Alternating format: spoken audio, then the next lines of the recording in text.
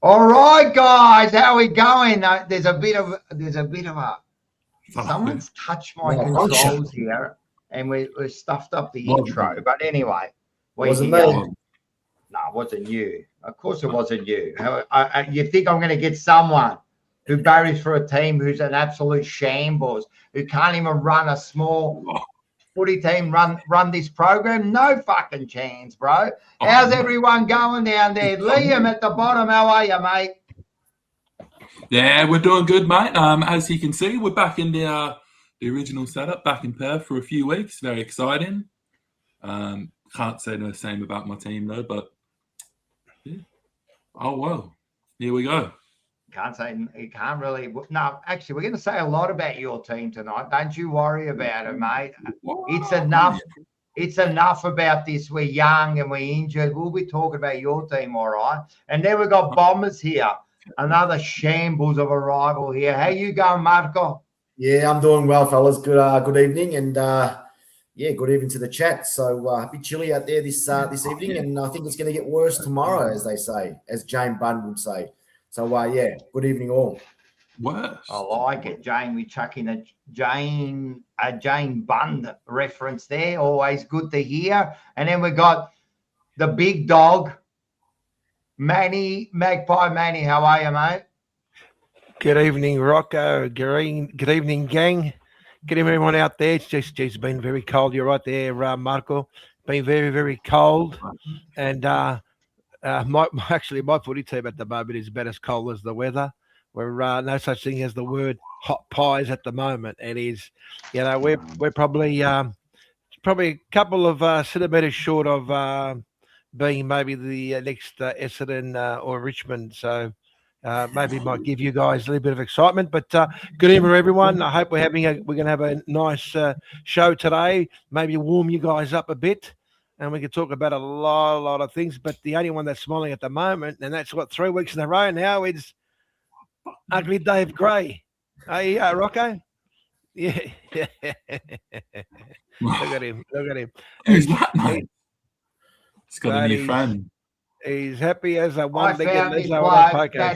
That is Ison, the new star of the competition. Now, immediately, right, I went to Salvation Army and I found him and I thought, this is fantastic. Then I looked at the back and it's an old Kerno one, but we've renamed it into the Ison one because Ison's the man. We love the bloke. We love Ison. You just stay right there, brother. You just stay right there. And as Pipe Bomb says, welcome, Pipe Bomb. Blues are back, baby. Blues are back, mate. Blues are back, man. Yeah, whatever. You just shut up there. You wish you were in our situation. Don't you worry about that, man. We got Sammy, always the first one in the chat. Go the Blue Baggers. What do we got here? Who we got here? Peter. Essendon Sugar Hit lasts as long as their last finals appearance. Looking forward to the Corner Cup. Yeah, no, it's gonna be interesting this week. Rocco Moro, of course, he's all the way. He's probably near you somewhere. Liam, next door to you. He's over there in Perth. He's down in Armadale, mate. That's like. Oh, is he? You think of a dodgy suburb like a Frankston or something? It's like that. Is this so? Did you hear that, Rocco Moro? You live in the dodgy suburbs. Essen Spoon, of course. Enzo Valentino, wasn't he great last night? He came on. He's a star, this bloke. So thanks, Jay. Love Rocco as the Hulk. Oh, did you like the thumbnail tonight? Now, how good was that thumbnail, mate? I reckon. Blues smash, mate. Blues smash, mate. Lou Felino, good reservoir boy. How are you, mate? We got what else? We got Matula, our favourite Greek. Fancied that 2 weeks in a row, Cohen and win, and the rest of the rivals lose. That's how it should be. Loser, a loser, and another loser. Actually, if we go in order, you got the top loser, then the bottom bigger loser, and then to the left bigger loser again. Right? Great work on the couch last night. Enzo was great last night. Oh, we have got a Bomber supporter there. Mark, big game this week. Are you going? I'll be there. That's what he asked. Yeah. Are you going? Actually, I'll be going, Big Pete, so I might see you there, mate. We'll have to catch up, buddy, and have a Nice, have a couple I like it. And Bocek, of course, does all the great graphics. And what else we got? The graphics looks great, Bo. Oh, look at this. This isn't the Bo show. Relax, everyone. Take it easy, mate. What's this one? Oh, Rocco's a great man. He's talking about me. I know. Just keep up the love. I love the love. Okay, Nah, he's talking about me because he was on the show last night. Rocco Grasso, I just woke up from a nightmare that Collingwood beat Brisbane in a grand final. Fuck, that would be a nightmare, mate. That would be a nightmare. Mark Cucci's in there. How good is a thumbnail, Rocco? Of course. Yes. Now I know. Thank you very much, Mark Cucci. That I have to say, Mick Marcucci actually built that thumbnail, and then we fixed it up. So well done. All right. We'll get in a few. First of all, thank you very much to our sponsor. Our new sponsor is Top Dog Liquor, mate. And I'll tell you what about Top Dog Liquor. Do you know who Top Dog Liquor is? Well, let me tell you who Top Dog Liquor is. Let actually Top Dog tell you. Top Dog Liquor, boozy and bold. Top Dog Liquor, boozy and bold.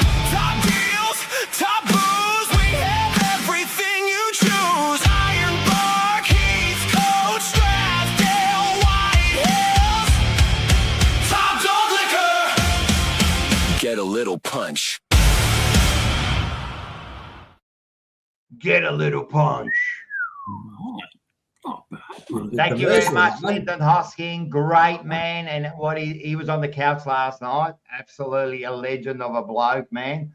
And also we'll be going to see him next week. So yeah, that's it, man. So yeah, so everyone get on to them. They're in Heathdale. I don't even know them anymore, but they're all over the place, man. So we'll be down in Bendigo. It's a Bendigo next week during the bye because we're not playing any footy. So we'll be having a bye. I think actually we're having a bye this week. I think we're having 2 byes this week and next week. We got 2 Yeah, that's byes. right. Yeah, you do. Yeah. You're right, Rocco. West Coast had a bye last week. Yeah. So it's right now, every single team is thinking to themselves, how do we boost our percentage? Let's play the Bombers. How do we make ourselves look super good? Let's play the Bombers. Yeah, I reckon at the moment, the way the Bombers are going, and all this charity that they're asked, they're going to be. Anyway, we'll talk about that in a few minutes. But I think if Carlton doesn't win by at least 80 points this week, you're putting the pressure on. You'll be disappointed. You would be pressure on. Disappointed because they're on fire. The way Essendon play, the Blues are on fire. The Blues are on fire. Hey, Rocco, have you got your disguise ready for it, mate? We're making the wild card, and I'm putting a disguise on, and I'm going to the footy, man. I'm telling you now, I'll be there. If we make finals, I'll be there. They won't stop me, man. I'll fucking wear a dress if I have to, and fucking go and shave my beard and go to the footy. So you won't shave your beard. Take it easy. Mate, I'd love to have a wig on or something. Well, we've already made a bet with Dylan that if I make wild card, I'm gonna cut the sides, and I'm gonna have the goatee. And if we win the first final, I'm gonna cut the bottom, and I'm gonna have the handlebars. Oh, thank God you said that. I thought you were going to say something like you're going to shave your balls. That would have been really, really frightening. Rocco start looking like a porno star then. Why don't you? Don't you? No, my friend. All natural. All natural. Is mate. it? I'm an old school, mate. I'm old school. Nah, I'm a bit old, a bit new. You know the way things go. All right, let's get into this, man. We're going to have some fun tonight. We're going to have some. Look, Blues are back, right? It's going to be a great show, isn't it, Liam? Look at this. Look at Ison. Look at him. Look at him. Look at him. He's no good, mate. I got him in my fantasy. He only scored 29 points. That's not a superstar. All right. That's all right. He does a lot of work, mate. He does a lot of work, man. He's a good kid, mate. He's in there. He's doing the tackles. He's doing everything he needs to do. A lot more than all of your 100-point losers were doing. Just quietly. So don't you dare talk about any of our players. Have a look at your players, and we will have a close look at your players, bro. Don't you worry about that, All right. Fair enough. Ison's okay. You leave him alone, mate. You leave him alone, mate. Yeah. When you talk about Carlton, it's a bit like this. Shut up! Yeah, right. Just shut up, right? Whoa. All right, let's go into it. We're all here to listen to this.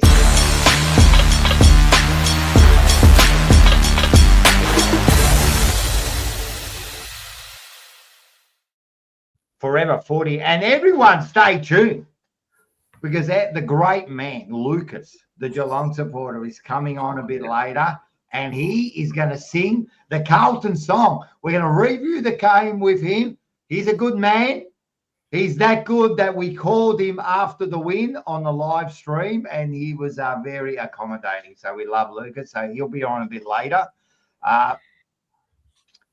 Rocco, will you grow your hair back if we win a flag? Only if I could fucking grow my hair back. You think I wouldn't? Yeah.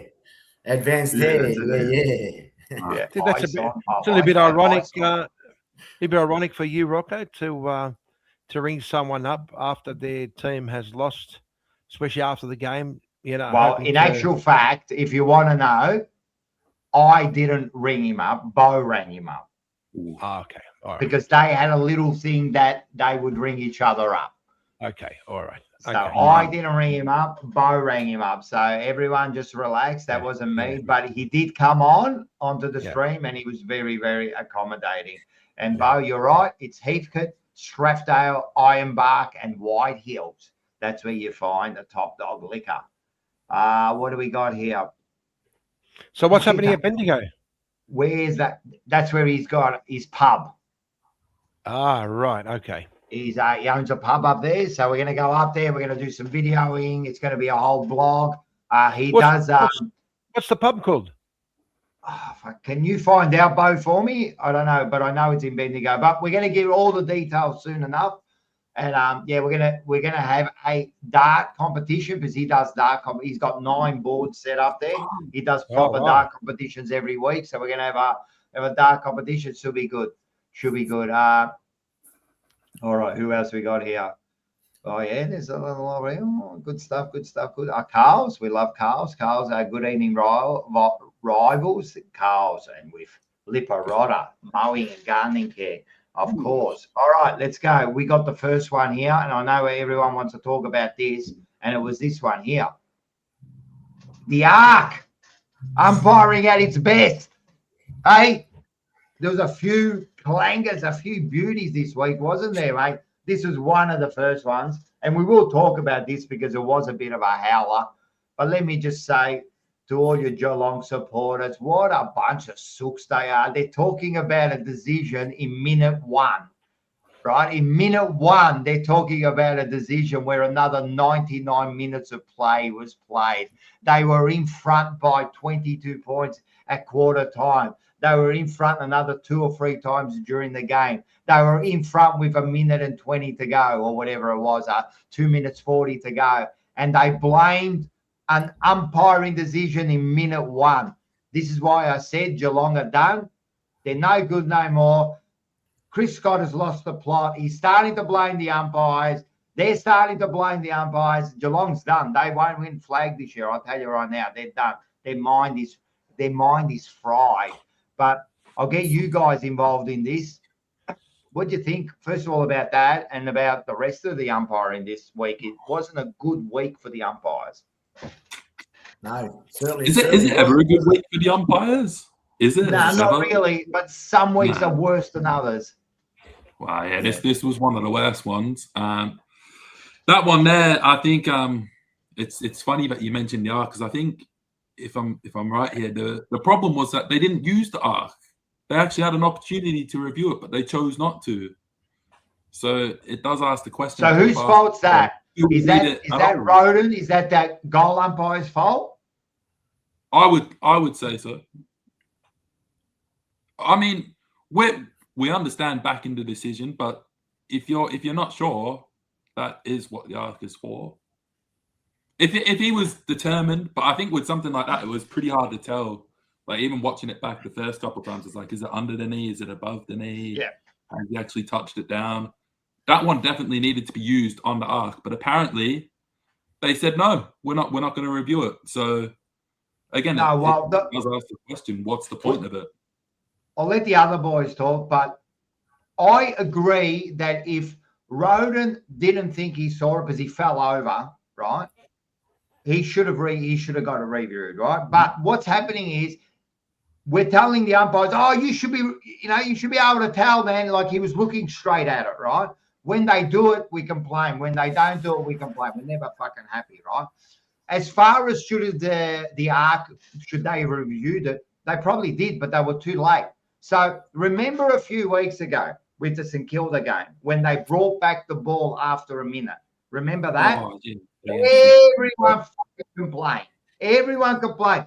You can't bring it back after they play, right? So what were they going to do here? The game quickly moved on. The ball went down to the wing. You're not bringing it back anymore, or else you got another St Kilda fucking situation, right? So you either want it or you don't want it. Do you want them to stop every fucking game? Do you want it to bring it back? Then everyone's going to go, oh, we're too slow. So what is it? The only mistake I see is that Roden should have called for the arc, right? That's what he should have done. But he's made the call. I think he's a very good goal umpire, to tell you the truth, right? He's never really in any controversy. So this is the only one.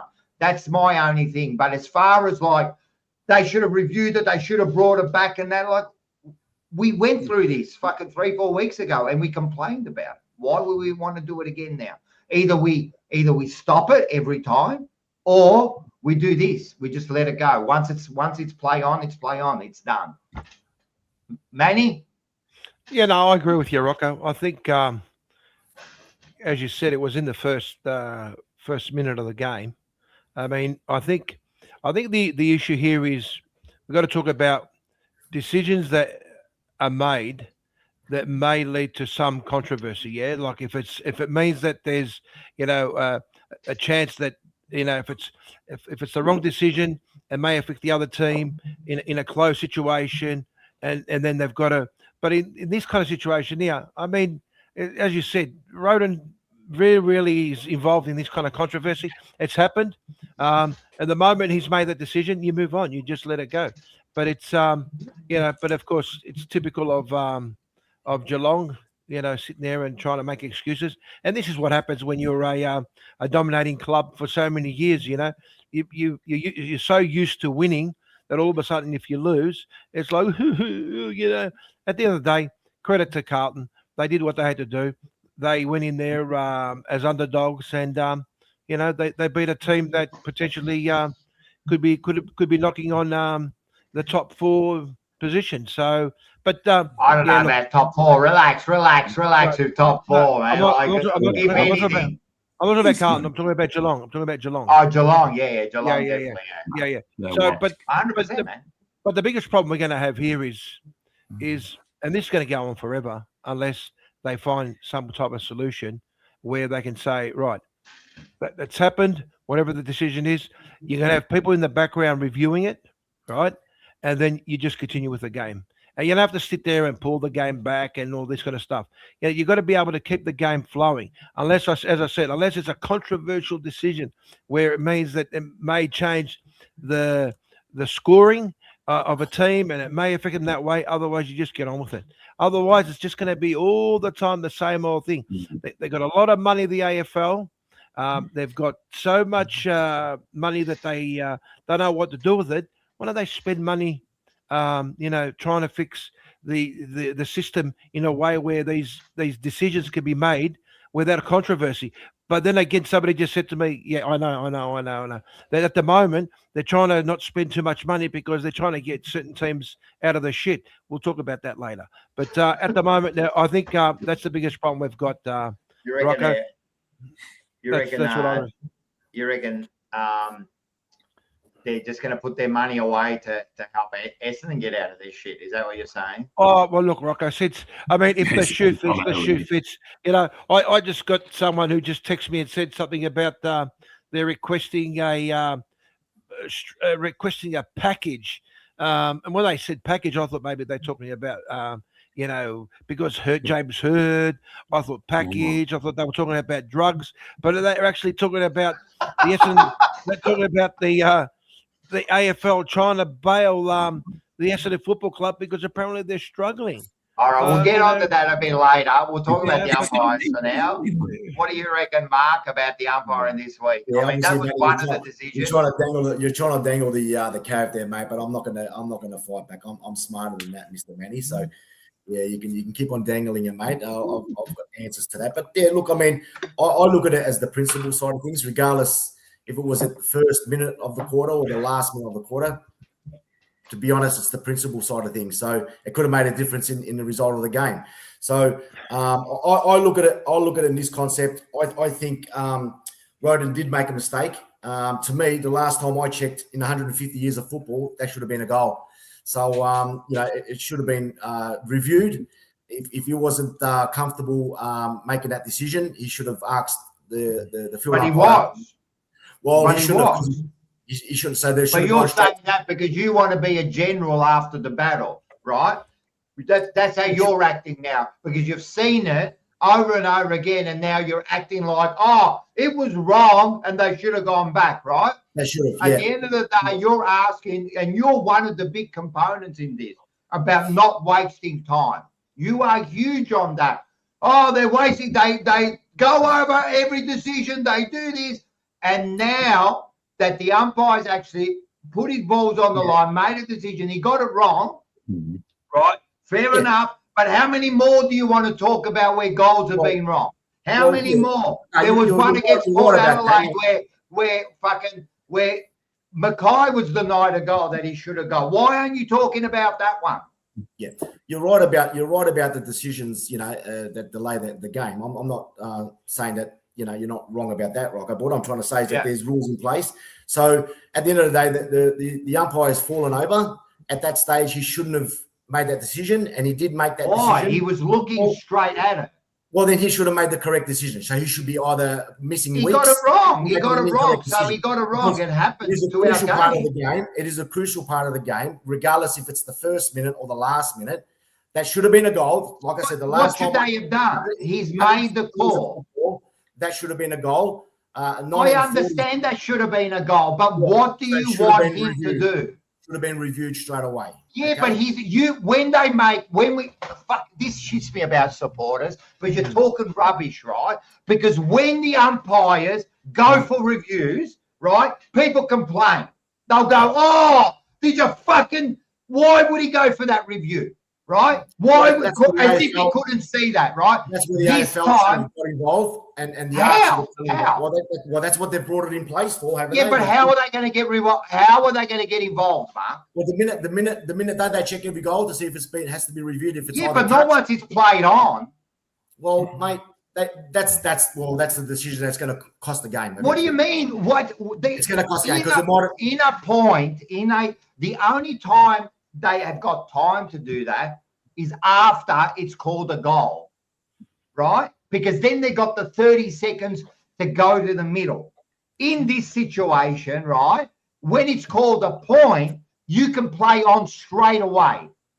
You can't stop them, because the only way they could stop him is if he called for the review. So how is the AFL going to get involved in this? Well, you can't. That's the situation. No, it's not the situation. The situation is a big mistake. It was a big mistake. No, it wasn't a big mistake. It wasn't a big mistake, because at the end of the day, it was a mistake. It was a point. It was a mistake. It wasn't a big mistake. It was a big mistake. A very big mistake. No, it wasn't. No, clearly, if you look at it, clearly the umpire is right there. He's square on. So what? He's seen it. To me, it's not a big mistake. It's a mistake. It's a mistake. It's a crucial mistake. Don't get that wrong. Don't try to now make this bigger than what it was, right? It was a mistake, right? Yeah, there is nothing else that could have been done. There was nothing else that could have been done. Zero. Yeah, they can't call it back. You can't be a hypocrite, Mark. You can't do that. You can't say you want the game to keep moving on, and then you say, "Oh, they should have got involved." How? How are they going? Like you're gonna put in your whatever you want to say. Answer me. How were they gonna fix it on that play? What were they gonna do? Bring the ball back. That's all there is to it. Then you were the one complaining about the St Kilda game that they fucking lost a minute. You were the one complaining. It shouldn't take a minute to review it. It doesn't matter if it's 10 seconds. It doesn't matter. It doesn't matter if it's fucking 10 seconds. It doesn't matter. Once the ball gets kicked out, he takes mark of the year, and then you want to take it back. I think. Come on, Mark. You're being unreasonable, bro. You've lost your mind, mate. Sorry. You've lost your mind. What should happen with it? What should happen with it with the ARC stuff is that it should be the decision made there and then. He sees the ball go through. He decides, no, it's not a goal. They ask, correct. Do you want to take it upstairs? If he says no and he doesn't want to use the ARC, that's it. You leave it there. Keep it to that. You can't go back. You can't go back a minute later. I'm happy with that. That's what happened, Mark. That's what happened. If they say no, we're not using the ARC, that's it. It's done. But that's what happened, Mark. You said you just happened. It's not the right way about going about it because if what it is a goal, talking about? You just agreed with. But if it is a goal, with Liam. So if it is a goal and somebody is touching, they review it. It just goes back. So just let it go. So if the umpire believes it's a goal and it hasn't been touched or it has been touched, regardless of what Liam was saying, leave it to the umpire's discretion. No, because they will look at it. You're not listening, Mark. You're not listening. No, you're not. You don't get it. They do review it if there's time. Okay. So they review a goal if it's called a goal because they got 30 seconds to get to the middle. That's when they review it. Have you ever seen the situation where they reviewed it, but it took too long and they bounced the ball, and then you saw that it was touched? Do they bring the ball back? Do they bring it back? No. I haven't seen it. No, they don't. No, they don't. So in this situation, do you want the ball to move quickly after a point? Or do you want every decision to be reviewed? Which one do you want? You can't have them both. Well, they say that every shot of goal has been reviewed. Whether it's are you listening? I'm listening. Every goal is reviewed, right? But only in the time before it plays again. Do you understand? So how can they review this? So Rocco, what is? It doesn't make sense, bro. I know what you're saying, Rocco, and I know that Mark is a little bit confused with this, but what is the solution? I mean, how? I mean, they're going to have to do something where they're either going to have to sit there and say, right, umpire's discretion or umpire's decision, and we move on. Yeah, something that, because the biggest issue I find is you get a lot of umpires who aren't afraid to sit there and say, hey, you know what? That's the decision. I'm sticking with it. And yet you get some other goal umpires that look like they've just shut themselves because they're scared to make a decision. So at the end of the day, right, Manny. Yeah. That's right. And the point is, right, do you want the goal umpire to make a decision? Is that what we want?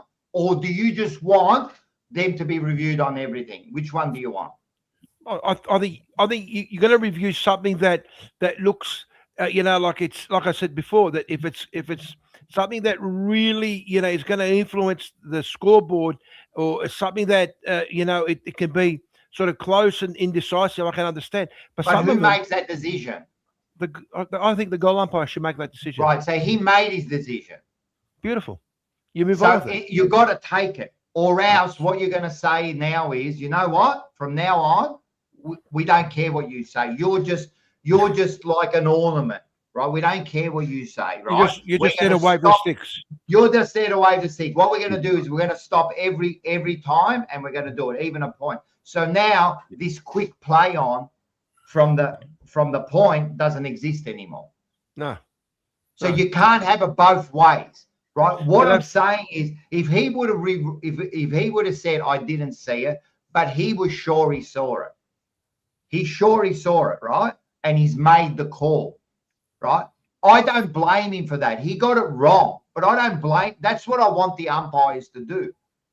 I want them to make the call. If they get it wrong, they get it wrong. If there's time, we review it like a goal. But you can't review that. The game moved on that quick. He kicked it out. He was on the fucking wing before they even looked at the replay. What were you going to do? Like, what, bring it back? Then we got another St Kilda situation. We've got another St Kilda. Is that what you want? Is that what you want, people? I don't get it. I don't get what people want. It was a bad decision. Not even. It was a wrong decision, right? It didn't cost the game. There was another 99 minutes of game time, bro. 99. They were in front by fucking 4 goals. It didn't cost the game. They cost the game. They cost their own game, right? But as far as this decision, I can't agree with you, Mark. You're wrong here. There's no way they could have done anything different. The only thing they could do different now is to say, right, we're going to review everything. So you have to stop the game. But funnily enough, you were the one complaining a long time ago that the game, there's too many stoppages. Yeah, and I still agree upon that, Rocco. I'm not disagreeing what my belief is, mate. It's just the actual outcome of it. That's how I see it. You might have to overturn it, mate. Because to me, clearly, seeing it, it was a goal. It wasn't even like a discrepancy. I know, but forget about that, Mark. You're asking them to bring back the ball, are you? You want them to bring back the ball. I didn't say I want him to bring back the ball. Then what's the solution? He made a crucial mistake. He's made a crucial mistake. I know, but what do you want him to do? Well, there's nothing that I can do about it. No, what do you want them to do? What's your solution? Watching that review, I believe that could have been overturned. You're saying it's going to hold up the play, which correct it will. But if they've got things in place, how are they going to turn it back, Mark? How? I want to know how. So we get the ball, right? We kick it in. We go to the wing. So you wanted to bring back the ball. So you've gone against everything that you talked about in the St Kilda game. Is that what you want? No, I'm not saying that's what I want. Well, then there's nothing else you can do. They can't hold up the play. The field umpire, unless he sees something, he can't stop the play. Mm-hmm. The boundary umpire, unless he sees something, he can't stop the play. The only person in that position who can stop the play is the goal umpire. Correct. He's made his decision. That's it. Leave it. Do you want to go through every fucking decision and bring it back?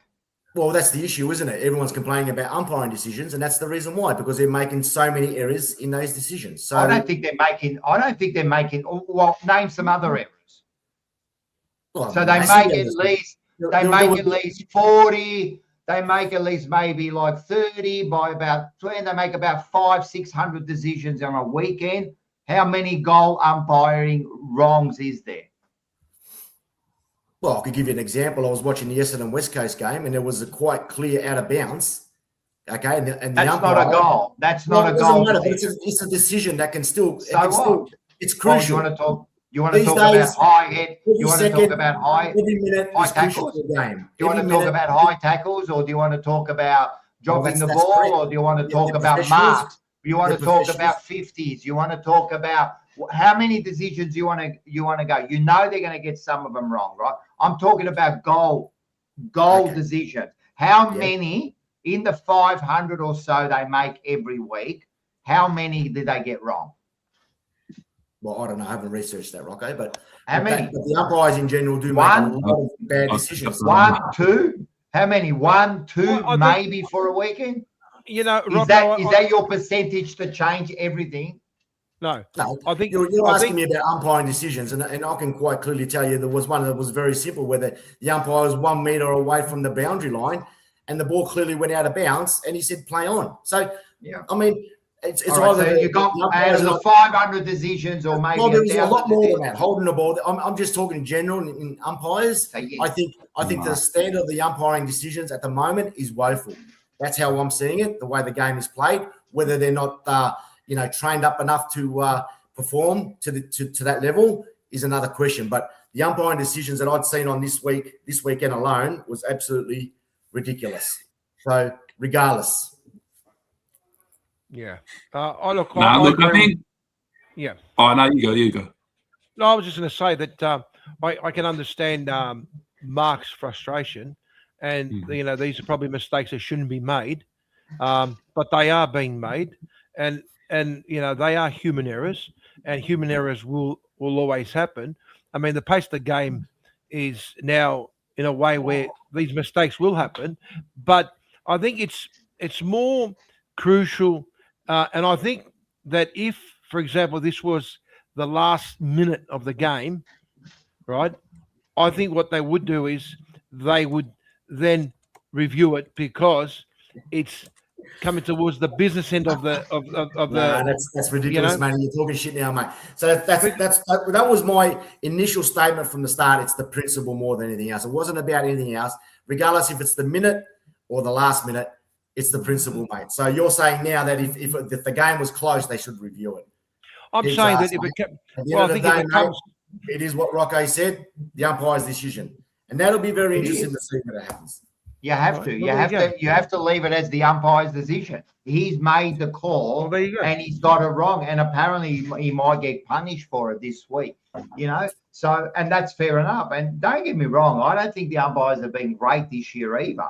But what I'm saying is, see, the problem is with this one decision, right?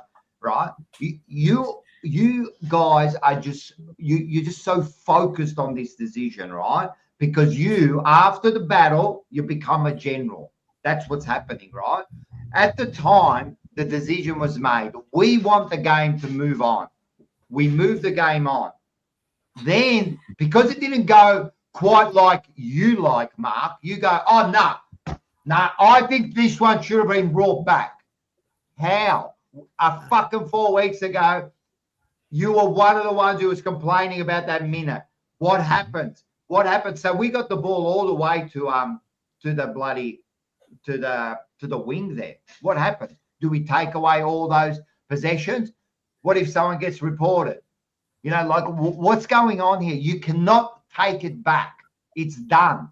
Let's move on from it. You know what I mean? You can't take. I don't know how you don't agree with that. It's either. I do agree with it, Robbo. You're jumping into conclusions here, mate. You're not. You keep saying they should have brought it back.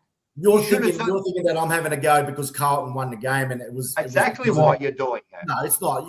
That's your reaction. That's how you're thinking. Exactly why you're doing it. I'm thinking of the principle of it, that it should have been awarded a goal. The goal umpire, clearly, I seen it. He should have just. I know, but we know that, Mark. See what you're doing. You're stating the obvious. The obvious, correct, Mr. Obvious. You are Mr. Obvious. You're stating the obvious. What I've been saying is, what can they do? What should they have done in that moment? And you still haven't answered.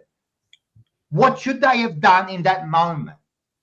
I just answered it before, and you just bellied up and said, well, you don't want the game to slow down, you don't want this and you don't want that. So you're reacting to what. So you want the game to come back? I didn't say I want to, but to me, that decision there would have been reviewed. But do you want the game to? Do you want the ball after 30 seconds to be brought back? Is that what you're saying? I just want to know your stance on it. Well, I don't believe it really should have taken 30 seconds to be brought back. It doesn't matter if it takes 10 seconds. It doesn't matter. Once the ball's in play, that's not the point, right? That's not the point, right? Do you want the ball, once it's in play, to be brought back? Is that what you want? That's all I'm asking. Well, no. So then it was all good then. There's nothing wrong. No, there's nothing wrong. But just say, for instance, it was a point and it's play on, right? So it's the fullback's taking the ball and the umpire's called the review. The umpire. I'm not sure about this. I need to review it. But the player's already taken off. Same thing? You can't. Okay, so the umpire then has to just if he reviews it, the play stops. If it's the same scenario, that player knows exactly to listen for the umpire to say, I want to review this. If he takes off, it's going to get called back. Yeah, he'll call it straight away. They'll call it straight away as soon as he steps out. But they're not going to let it get up to the wing and play 30 seconds more. No, I'm not saying that. Can I just ask? I'm not saying that that's a 30-second delay, but it has been done before. So has the Geelong Football Club, in any shape or form, turned around and said that decision at the start of the game perhaps cost us the win? They didn't say it in so many terms, but I mean, the first thing that the coach did was he was asked the question and he talked about it. Usually, it's funny. Usually, these press conferences, they go, "Oh, you know, like I didn't see it. It didn't affect the game. Move on, right?" But he had to make an issue. Next day, AFL come out and said the decision was wrong. Right? He got it wrong, and that was it. So by him getting it wrong, potentially, the way the game finished with Carlton winning by 4 points, that could have been potentially Carlton losing by a point. You can't say that because after he kicks the goal, the ball goes back to the middle. Yeah, I understand that. But do the other goals get kicked? You know, you can't say that. That's the most ridiculous thing. But this is where the AFL now, I mean, the AFL should just not, I think that's where they go wrong. They shouldn't come out with it. You know what? No, they do. The next day, if there's a decision wrong, they go, listen, we got it wrong. That was a wrong decision. So if there was a grand final and it was the grand final, would the AFL come out and say, you know, we fucked up and Carlton won the premiership, but Geelong didn't? Because that's through that one decision. They won't say that because it was in the first minute of play. But let's say it was the last action of the day, right? Yeah. You can't take away the result anymore. No. Right? But the AFL would say that was a mistake. I'm sorry. Yeah. How many times have they apologised this year? I've never heard so many apologies from the AFL since I've been barracking for Essendon or you know enjoying the football. So they just keep on saying we're sorry, move on, we're sorry, we move on. I don't think they said they're sorry. They never say they're sorry. They just say that decision when they're asked about certain decisions, they came out and they would say that's wrong. But we know it's wrong. I know. But what do you want the AFL to do now? Well, they can't do anything, can they? All they can do is say we got it wrong. But it's funny enough now, you're talking about boundary decisions. You were talking about why we've got to stop doing this. The game is imperfect, like it's imperfectly umpired. Right? They can do things to fix it up a bit, but there's always going to be a mistake. There's always going to be a mistake. Just in this sense, I look, what you don't understand, I agree that it was a wrong call. But my issue is, what did you want to happen? There's nothing you could do. The ball moved on. It was done. It was done, man. It was done. I'm not bringing the ball back. I don't want the ball to come back. Unless what you do is you make a decision on every call. And then you slow the game. Liam was saying he was spot on. Liam was saying was spot on. You know what? No reviews. Just let the umpires make their own discretion. And if they make a mistake, they make a mistake. That's how I see it with the having shots at goals. No, the arc is there, and if they need a bit of support, wait a sec. There's a lot of good choices that get made. I'll give you one. Right, one of our players, right, kicked his third goal for the quarter. His name escapes me now. Flynn Young kicked his third goal, right? Celebrated. They went to the centre. They had time marked, right? In the meantime, the play hasn't started yet. They reviewed it, right? And they noticed it was touched. Was that against the Bombers? No, that was this week. Sorry. It was against Geelong. Because I think there was also one against Carlton with the Doggies, where he thought he'd kicked the goal and at the end. It actually happened to ice and it touched right on the line. They reviewed it. But with that one there, that was reviewed straight away. Like the umpire said, can I review it? So then you can review it. But if the umpire makes his decision, it moves on. It moves on. So do you want the umpires to make a decision or you don't? That's your... Listen, Foz Jam, don't let me start on you, bro. Most umpires will make the decision, right? Most umpires will make that decision. They'll say, I believe it was a goal or I believe it was a point. Can we review it? So they do make the decision. They don't just go, oh, I don't know what happened. I don't know if it was a goal or a point, so we'll just review it. They actually make their decision, and then obviously they review it from then onwards. No. What they do is, no, they don't, Mark. What they do I believe it was a point or I believe it was touched. No, but they ask for the review. Correct. Yeah, and then they review it. Right, and then they ask them, what do you think? Because you got to have a soft call. right? Then they say, I think it was a point, but I want it reviewed. But if they make a clear decision, are you happy, Scotty? If they make a clear decision, right, you can't review it because they've made that decision. Scotty, I thought you were my mate. Listen, man, I'm going to have some harsh words with you a bit later on, right? We're laughing with you. Scotty, listen, mate, can you just now decisions. All right, let's move on. But it's just funny how you're all a bunch of sooks. You too, Mark. You just worry about your 55-point loss. What's this one say? Good to see Rocco didn't get cancelled by Instamob and is going strong. By the Instamob? Why would they cancel it? What did I do there? What did I do there? I don't think I've done anything else wrong this week. I think I've been a good boy, haven't I? They're just looking. Maybe they're going to cancel me because of how I say decision. Well, look, you know what? Hey, Rocco, I was just going to say that since we're on the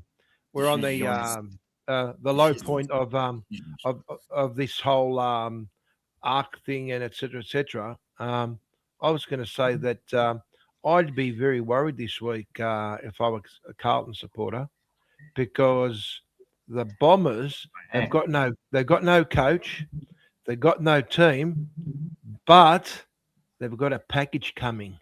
They've got a package coming, and this package may be what they need to start winning games. Mark, what's the story there, mate? Mark, tell me, what's the story, mate? Well, let's talk about this. And before, people who don't know, and you're living in a delusional world, the AFL, they could make a decision, right? That they're going to give Mark and his Bombers. Listen, Stuart, I'm starting to really get fucking annoyed at you, mate. Now you're starting to really, you're now actually having fun, having a go at me, man. This is not, I don't like this anymore. Now, listen. We're laughing with you. Yeah, now listen, there could be, they're going to get an assistance deal, or whatever the fuck it is, right? Because they are so bad.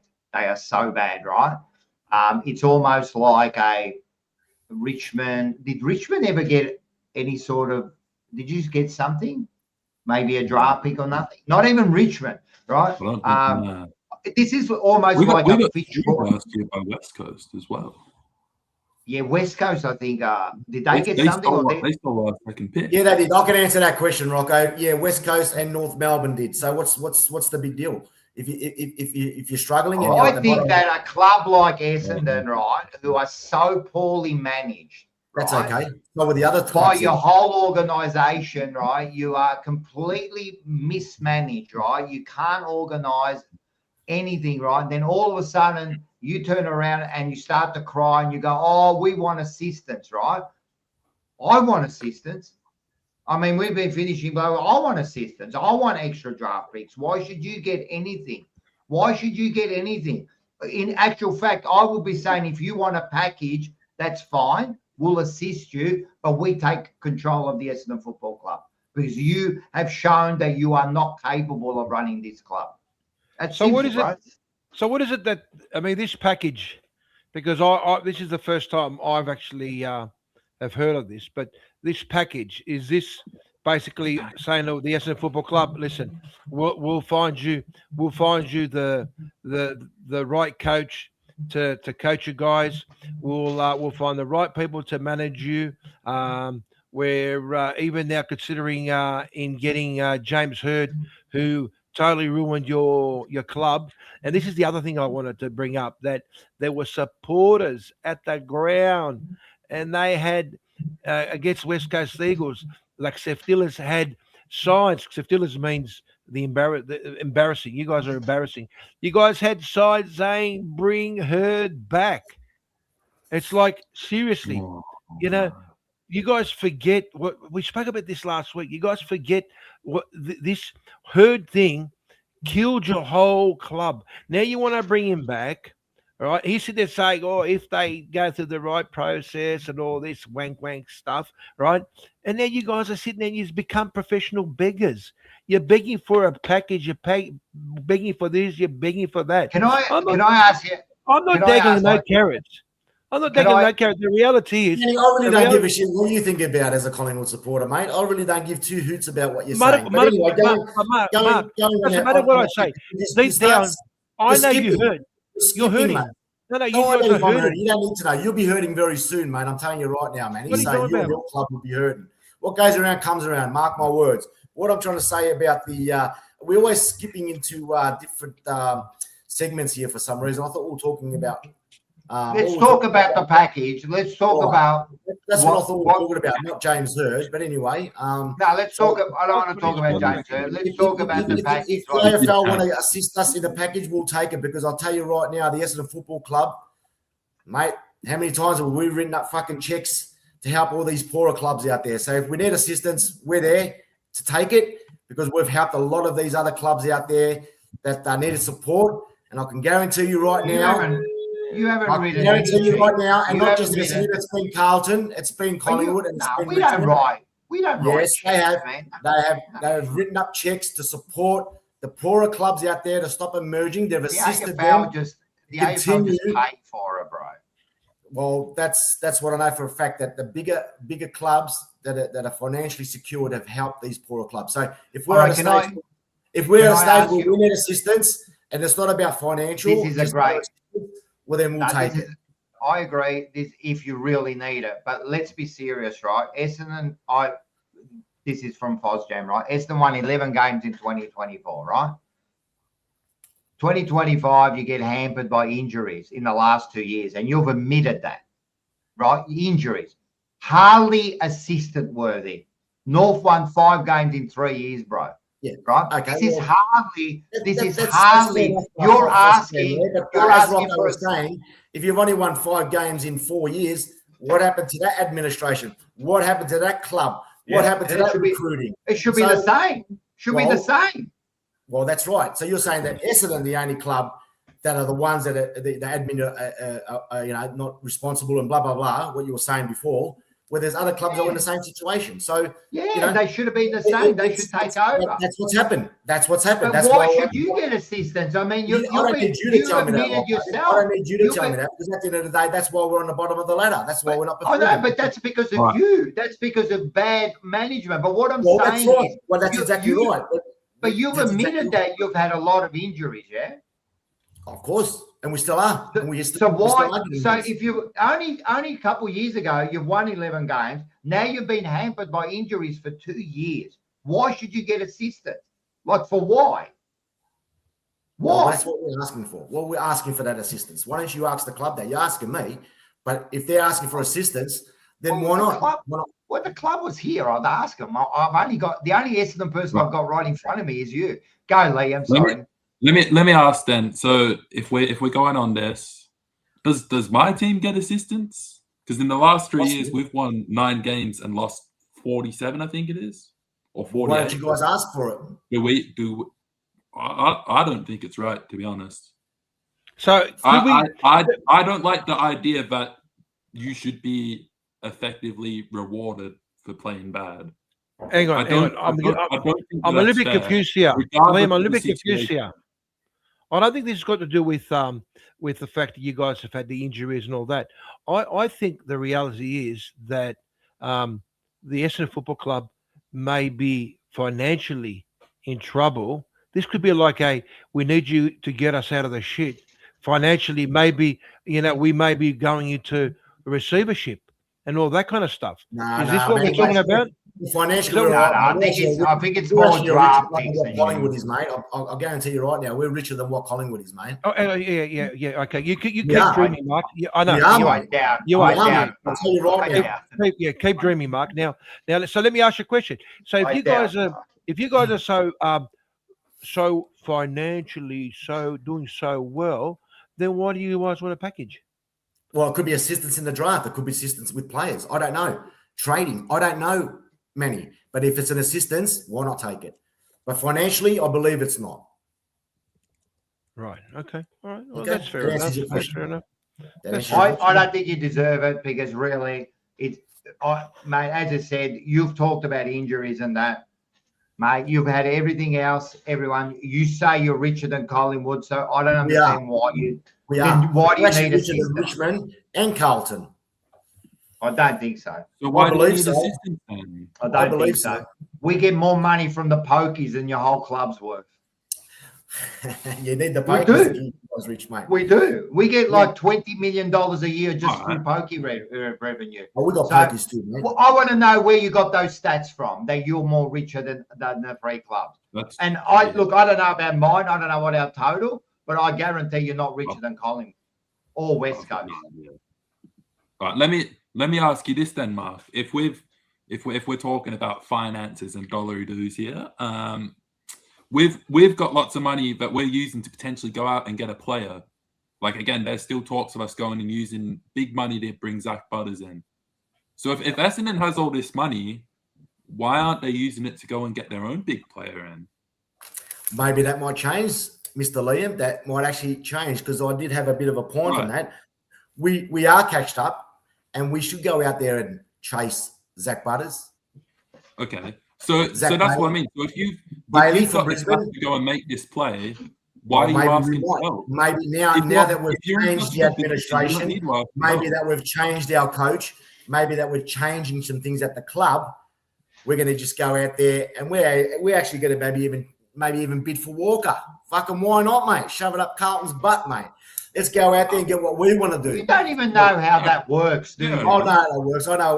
How does it work? How does that work? We'll So get rid of bidding. our number one. We'll get rid of our number one pick, okay? Listen to me. How does that work, since you know? I don't care how it works. I really don't care. No, what do you mean you don't know? You just said you might bid for Walker. How does that work?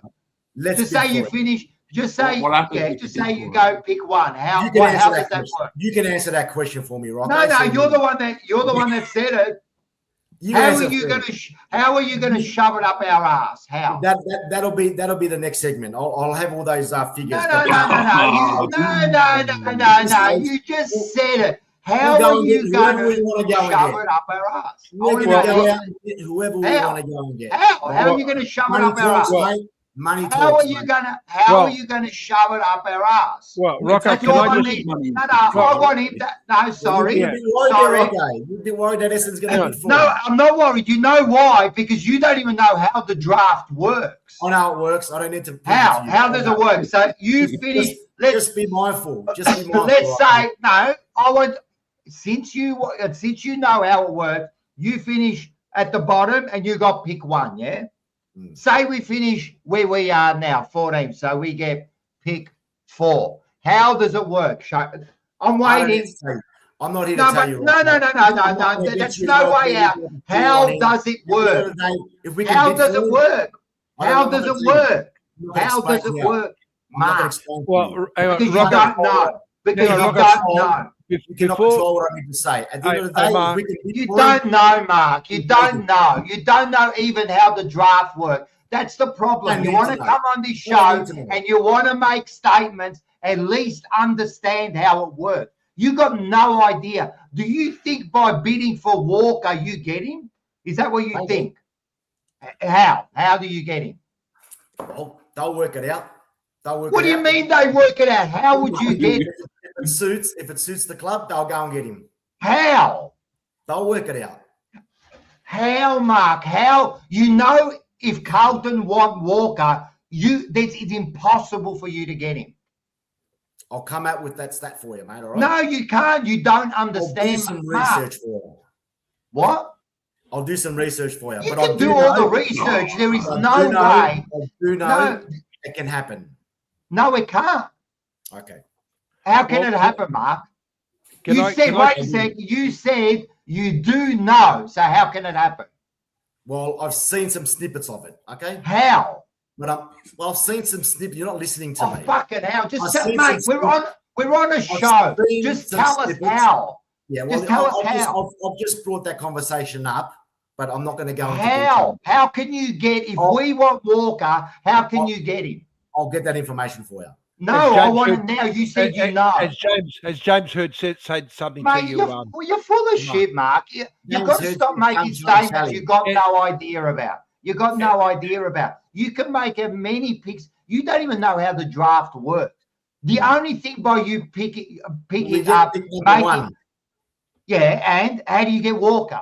We might get pick number 2 depending on where we get on the ladder. All right, just say you get pick 2. How do you get Walker? We'll work it out. I'll work it out. I'll show you. No, you can't work it out because there isn't a magical thing. If Walker has chosen Carlton, anyone that makes a bid on him, right, we get a chance to fucking bid on that and take him. Do you understand? You got no chance. The only reason that Essendon or a Richmond would bid on a Walker is because what happens is if you bid him and you know you can't get him, you get an extra pick at the end of the round. That's how it works, Mark. Know what you're talking about. And next week, right, and I'm going to hold your fucking feet to the fire here, I want to see what you know about picking up fucking draft picks. Yep. All right, Mark. Thanks for sitting there and talking about some connections that you have, because obviously James Heard must be plenty connections. All right, but let's speak a little bit about facts. And the facts of life are that the West Coast Eagles are the most financial. Yeah, they are 100%. West Coast Eagles are killing them. Right, the Magpies come number 2, the Tigers number 3, nice. and the Carlton Football Club number 4. Now, the Essendon Football Club, funny enough, I don't want to say it because it's embarrassing, because even the Bulldogs financially are doing better than you guys. So I know where the only good thing about the Essendon Football Club is the suburb Essendon, where it's a wealthy area. Mind you, ex-working class area, but it's a wealthy area. But apart from that, the Essendon Football Club is struggling in all aspects. And I'm telling you, I wouldn't be surprised if financially they're struggling, and now they're saying we need a package. Now, I know it hurts. I know you're saying to me that I'm going to feel that, but I can tell you right now, my 17-year-old has seen 3 premierships. And that's sort of something that he can say proudly, that he's seen 3 premierships. So, you want to talk about what I don't care if I don't win a premiership for another 10 years. I don't care if we rebuild slowly, we win, because that's the Collingwood Football Club. We could be hot and cold, and we're a club where's Essendon on that? Where's Essendon on that list? 12th. Fucking hell. Yeah. Yeah. Oh, well, yeah. And you're richer than Collingwood, are you? Yeah. So I don't know where. Bags, mate. It's called the brown paper bags, Rocco. You guys should know all about that. Man. Now you're just talking brown paper bags, man. You're talking about wealth of a club, man. You're nowhere near. You're actually a fucking disgrace. You guys just give me a bit of a break, because it looks like it's pick on the Bombers show tonight. Well, they'll be picking on Richmond soon. They'll be picking on Collingwood soon. But I'm here to barrack for my Bombers, mate. So I'll be back. All I've got to say is, Mark, you're the one that comes out with the statements. Don't say stop picking on me when you come out with ridiculous statements, and then you turn around and say, oh, stop it now. You sound like Abby Chatfield to me. I'm going to start calling you Abby Chatfield. You make a mistake and then you go, stop picking on me. Like you said it, not me. Like you said it, mate, not me. Anyway, listen, let's move on, because seriously, I can't believe we're wasting this much time on really a club that's not worthy of it. So we'll see about it. But let's get into some real footy, because we've got someone waiting. Before we do that, let's talk about a real superstar. I forgot to mention this. Let's talk about the round 12 rising star, Harry Dean, mate. This bloke here, talk about tough, talk about a bloke who plays for the jumper, talk about a bloke who plays like his dad, definitely deserve it. And I would also say about this bloke, future, if not captain, leader of our club. I'm so happy with this bloke. What I saw last week, more than this week. Last week, Wiedering went out and he took control of the back line after 10 games, and he looks like it. He's tough, man. So happy for him, man. Seriously, when you get a top 3 or 4, 5 pick, you want this sort of bloke. You want this sort of bloke, man. And you kind of understand, and so do you, Manny, with like Dacos and you with your number 4. What's his name? I've now Layla. Waller. When you get a top player, that's the kind of player you want. Someone that's got some fucking guts, determination, and makes the right decision. Yeah, and it's also, you know, like you also want these young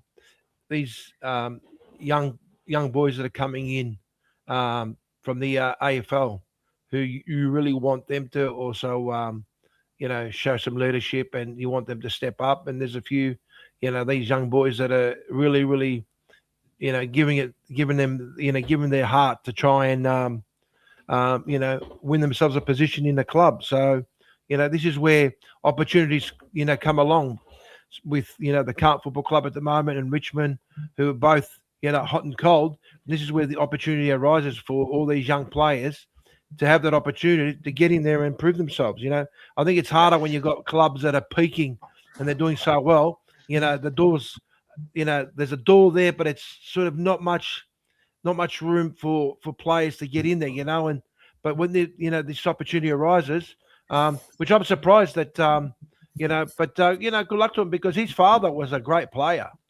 His father was a great player. He plays a lot like his dad, so I'm wrapped with him. Like, he's a good player. Very tough. Very tough. He defeats our defense properly, man. Like, I'm fucking wrapped with this kid, man. He really stood up, and as I said, it was last week that I really saw him stand up when he took control of the back line when Wiedering wasn't there. And this week, mate, he's done it again. He's tough. So good on him. Well deserved it. And like I said, I think Jagger's still favourite to win the Rising Star, but I wouldn't be surprised if it's definitely got closer. Jagger's not Dersmer for sure. They're the clear two. Dersmer at West Coast. It's between them. Dersmer's another one. It's actually very close between them two. So it all depends on the second half. But I wouldn't be surprised if Dean is right up there at the end of the year, man, because he's a really good player, man. Fucking wrapped with him. All right, listen, we're going to get someone in because we're going to talk about. Hey. How you going, mate? Oh, fucking hell. I'm doing good. About a lot better than I was on Thursday night, I believe. That was an absolute nightmare. No, Friday night. Was it Friday? Oh, there you go. Friday. I can't even remember the day. Remember the days. I'm trying to forget very quickly, but you're not letting me do that. Wow. What did I say? What did I say on your show last week? I actually forgot. In the comments, I didn't. I know what I said. I know what I said, but gee. During my watch along, had some Carlton fans from your show come in, give me the waffle in the comments. At the end, where Cripps took that absolute mark in the goal square, lost my cool, started crying, started sulking like Mark just did when he went out. And all the comments started coming. I think I had over 20 Carlton people comment on my channel. All love, some abusive. You know the Carlton people love you. It's all love. Yeah, that's all. Hey, after what I said, I'm lucky they didn't torch my house or torch my car or something. So I'll take that. But we got our ass whooped.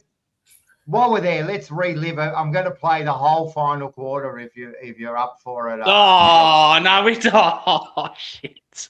Nah, let's have a look at the score. It was 12. I think it was 12-16, 84 to like 12-12. 12-16, 88 to 12, 84. Look, at the end of the day, let's be serious here, Lucas. It was a good game. It was a good game. It was probably unexpected by you guys. I think you got caught out a little bit. You didn't think we were going to be that competitive, you know, and we were. And after the first quarter, let's be serious. After the first quarter, I was a little bit worried because we were kicking the ball long. You were taking contested marks. And I kept saying, like, what are they doing, mate? What are they doing? Why are they going back into this game? It was like 8 contested marks to 1 by quarter time. You were just controlling that. And I was thinking, if it keeps going like this, we could be brought back to earth. But look, credit to the Blues, mate. They fought, they hit the front, and then it was just an arm wrestle through the whole game.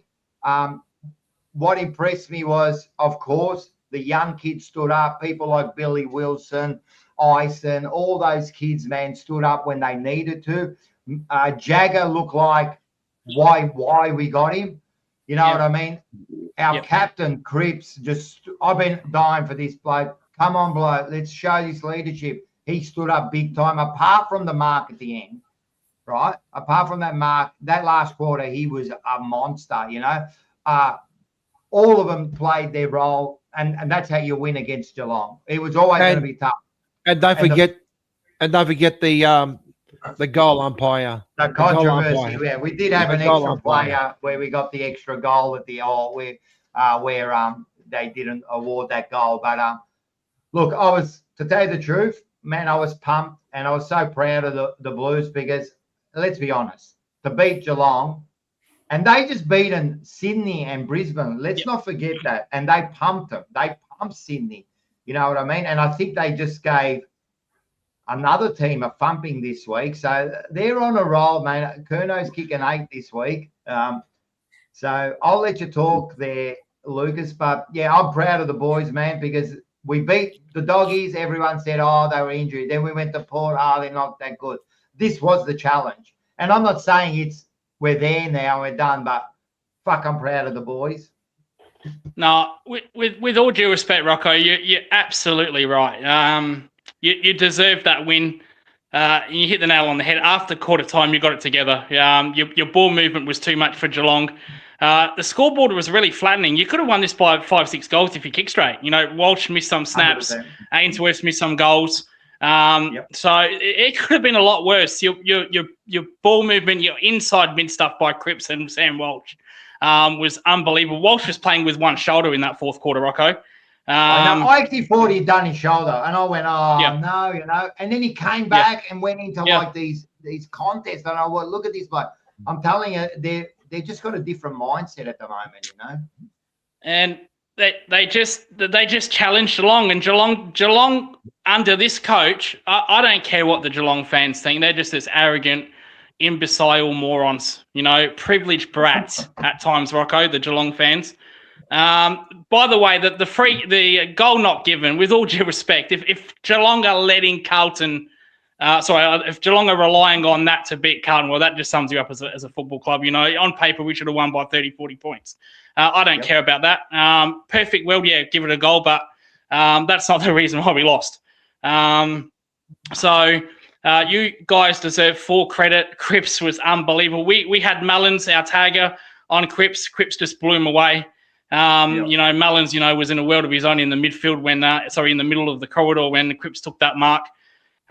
You guys just played out of your skins, deserve full credit. Geelong, don't like it when you challenge them. This coach capitulates, and his attitude after the game, that was shocking by Chris Scott. I don't know if you've commented on this, but that was appalling. You don't do. How about come out and say your game plan sucked? How about come out and say your players went up to it? Don't have a rant about the umpires.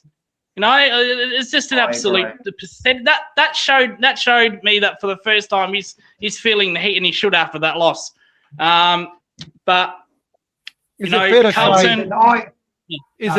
I totally agree with what the coach. I was surprised that he talked about the decision for so long. He should have just said, "Yep, I didn't see it. Like maybe they should look at it and move on." But he went on for like 5 minutes, and I'm going, like, really?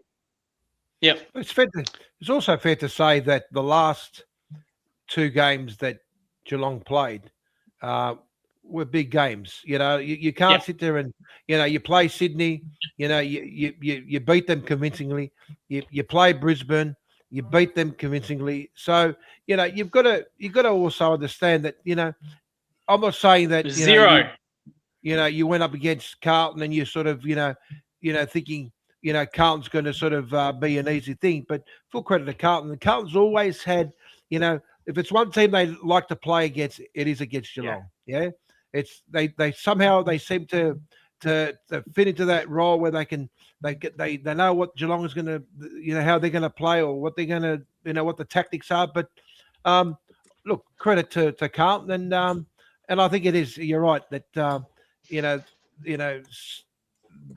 Brad Scott shouldn't have, he should have taken it. A bit dazzled. It's not I like Chris Scott as a coach. I know you kind of say a few things about him, but I think he's a good coach, but I think he was just a bit rattled, man, and even after the game. Hey, we got a question by Scotty. Coach, how do you rate Scratcher's game?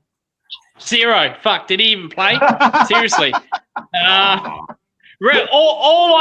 All I saw was your 5'10" halfback outmark him and outjump him, and Redwing gave him an absolute bath. That's the only thing I saw from Shannon Neal. So 0, no effort whatsoever. All he did was moan and sook to his midfielders about ball movement. But when you're getting outjumped by a 5'10" halfbacker, come on, man, you got to be kidding me. Got to be kidding me. Dreaming, that guy, absolute dreamer. Yeah, he done a good job on him. So yeah, who's this Scratcher? Shannon Neal. Shannon Neal's called Scratcher at Geelong. We call him Scratcher. I don't even know why we call him Scratcher, but I called him Snatcher on the thing. So that's how bad I'm going. Well, not that far off. He played a bit like that. Yeah. So look, and you've got a tough game coming up against Adelaide now. So it's not. Like I heard people going, oh, yeah, it's only gone. We just took it easy. Yeah, but you can't do that, man. You can't do that because you're coming up against Adelaide over there, and they're not going to be it's not going to be an easy game. They're not. Well, I'm going to that game, so I live in Adelaide. I'll be going to that game. You're over there. Yeah, of course. Well, I've already seen Port Adelaide smash us at Adelaide Oval. Yeah, wouldn't I love to see Adelaide do that to us? My God, I think I'll jump the fence. So I hope not. It will be a tough game, to be fair. I'm not going to come on here and say Geelong by 50. I've learnt my lesson from last week. That's for damn sure. You actually did, didn't you? So you guys humbled me very, very quickly, and it's my fault. I'm an idiot because for the first time since 2022, after we bet Brisbane, we smashed Sydney. I said, you know what, we're going to win the flag, and what happens with this coach? It just capitulates and it makes me look stupid on this show. So for the rest of the year, I don't care what Geelong do. I will never call them premiership favourites until they actually win the damn thing. So I've learnt my lesson with that one, Rocco. Trust me, I've learnt my lesson. You know what? I love your honesty about your club. Like even when they're playing well, you demand more from the club, and that's what supporters and the club should be doing. I don't care. It should always demand more. Manny's there. Yeah, so you did say that. Listen, I think everyone's waiting. Are we gonna do this or what? We're gonna sing. So I'm just gonna look at this.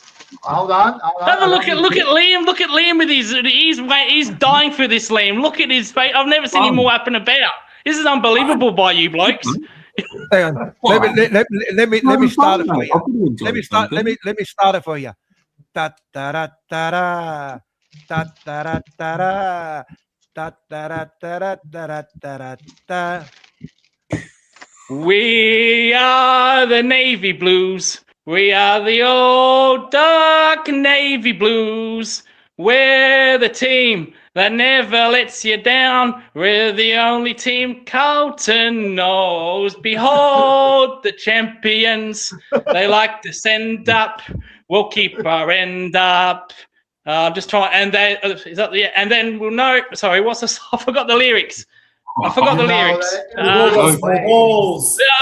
They've been played against the famous old Blues. That was good. I butchered it at the end. Apologies. I butchered it at the end.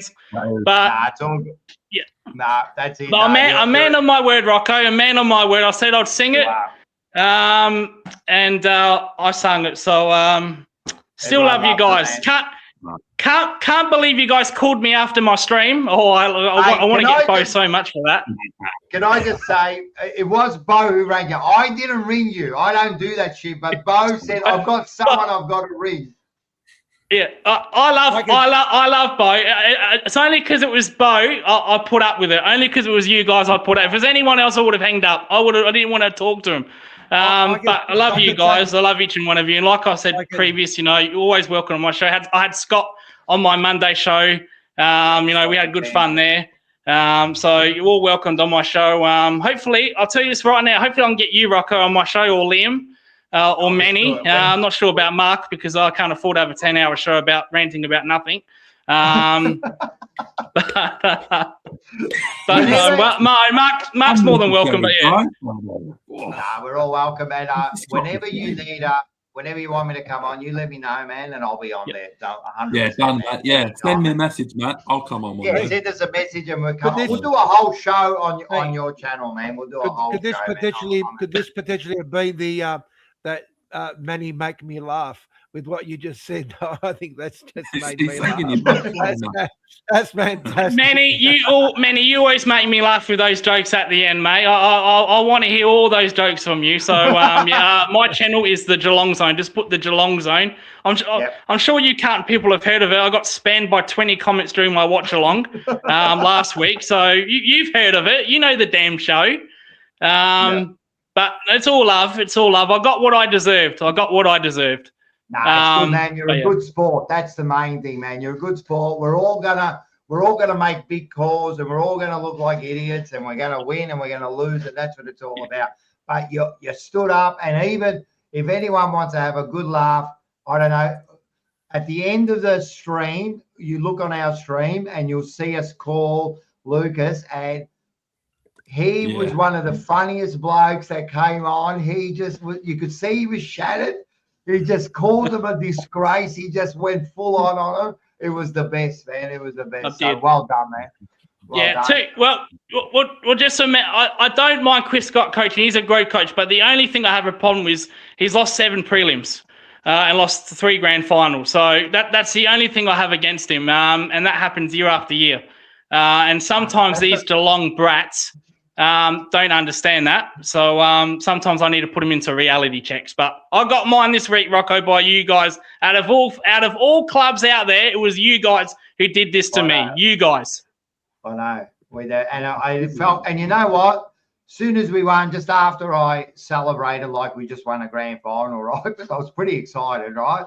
I did think of you, and I went, he's got to sing the song, man. He's got to sing the song, man. So I was, before that, during the day, I was kind of, looking up at the Geelong words. I didn't want to get them wrong because I'm thinking there's no chance we could beat this time. But listen, man, it was actually, I reckon if you were an outsider, you're looking at the game, it was a good game.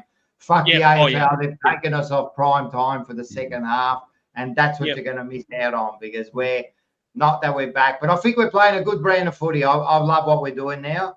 Is it always going to work? Probably not. But at the moment, I love the way they're playing, the way they're moving the ball, and you can feel this energy in the whole club. So it's good, man. It's a good feeling. I did see one Geelong supporter. He was commenting on last night's show, right? That we did, and his name is. It wasn't the Catman, was it? No, it could be. His name is he goes as DF Fibbo or FIBDO or something, right? If you go underneath our comments, you can see he was the biggest sook. He's telling us how it meant nothing. And I'm thinking to myself, don't be such a sore loser, bro, man. Just take it and move on, mate. Like it happens. That's the one. Here it is. Here it is. Fibbo. Yeah, he's probably part of the Hoops crew. They're the biggest sooks down on that channel. They are. So, they like to talk about other people on other channels when they don't even know them. So that's them. That's them. Yeah. But you're not like that. You're ground. What we're gonna do? We're gonna come on to your channel, man. Good luck this week with Adelaide. Well, hopefully when you do come on my channel, it won't be us getting belted by Carlton. That would be nice for a change. But no, well, it gets worse. It actually gets worse. I have to face you guys. My mum's a day one member. And I'll tell you a little story here. I was just minding my business, playing my PlayStation or Xbox. My mum comes in. She says, "You guys have got no chance tomorrow night. You know that, right?" And I'm like, what are you? I'm like, what are you talking about? What the hell are you talking about? You got no Rankin, you got no Thilthorpe. She said, you've got no chance. Don't bother coming home. The door will be locked. I'm like, oh Jesus. So your mum's a big Adelaide supporter, yeah? Oh, she back in the 90s, she was absolutely wild. Jumping the fence, ride it in the streets of Adelaide. She's a bit more calmer now, she's getting up there with age. God bless my mum. But she'll still get fiery. She'll still give it to me, and it's one of my worst weeks when we have to play Adelaide. That's how bad it gets. It really gets bad. And last year the two clubs could have made the grand final. I reckon Rocco would have stayed at your place for a month if that would have happened. I love it. I love that Mama Lucas. He gives it to you. That's the best, man. That's the best. I will. Yeah, I will be if there's another bloody controversially umpired decision. I may not get in the house. I might have to drive up to your house and live there for a while until he calms down. Always welcome. Before you go, what is the tip for the Adelaide to Geelong game? Oh, Adelaide by 50. No, you don't believe that. I'm not falling for that. I fell for that last week. I'm not falling for that again. I'm just saying Adelaide by 50 and the hell with it. But no, all seriousness. I think it'll be more tougher than what people will think. I think Geelong by 14. I think it'll be closer than what everybody will think. But we've got a good record at Adelaide Oval, especially against the Crows. I reckon we'll just win. And I'll sleep on the. I did pick Adelaide only because it's over there, but I think that it's going to be close. That's fair. No, that's fair. Yeah. I reckon it's going to be very close, and if Geelong win, I would not be surprised. I mean, a lot of people are tipping Geelong tomorrow, so don't worry about it. Well, if we lose. You're going to be happy the Geelong 3-4 will start if we do lose. I'm predicting that. So you might all get your wish.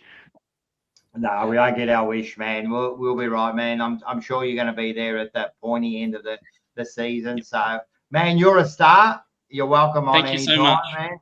And thank you very much. Thank you for your channel, for giving me the opportunity to come on here. Love you guys, Liam, Mark, even you, Mark, Manny.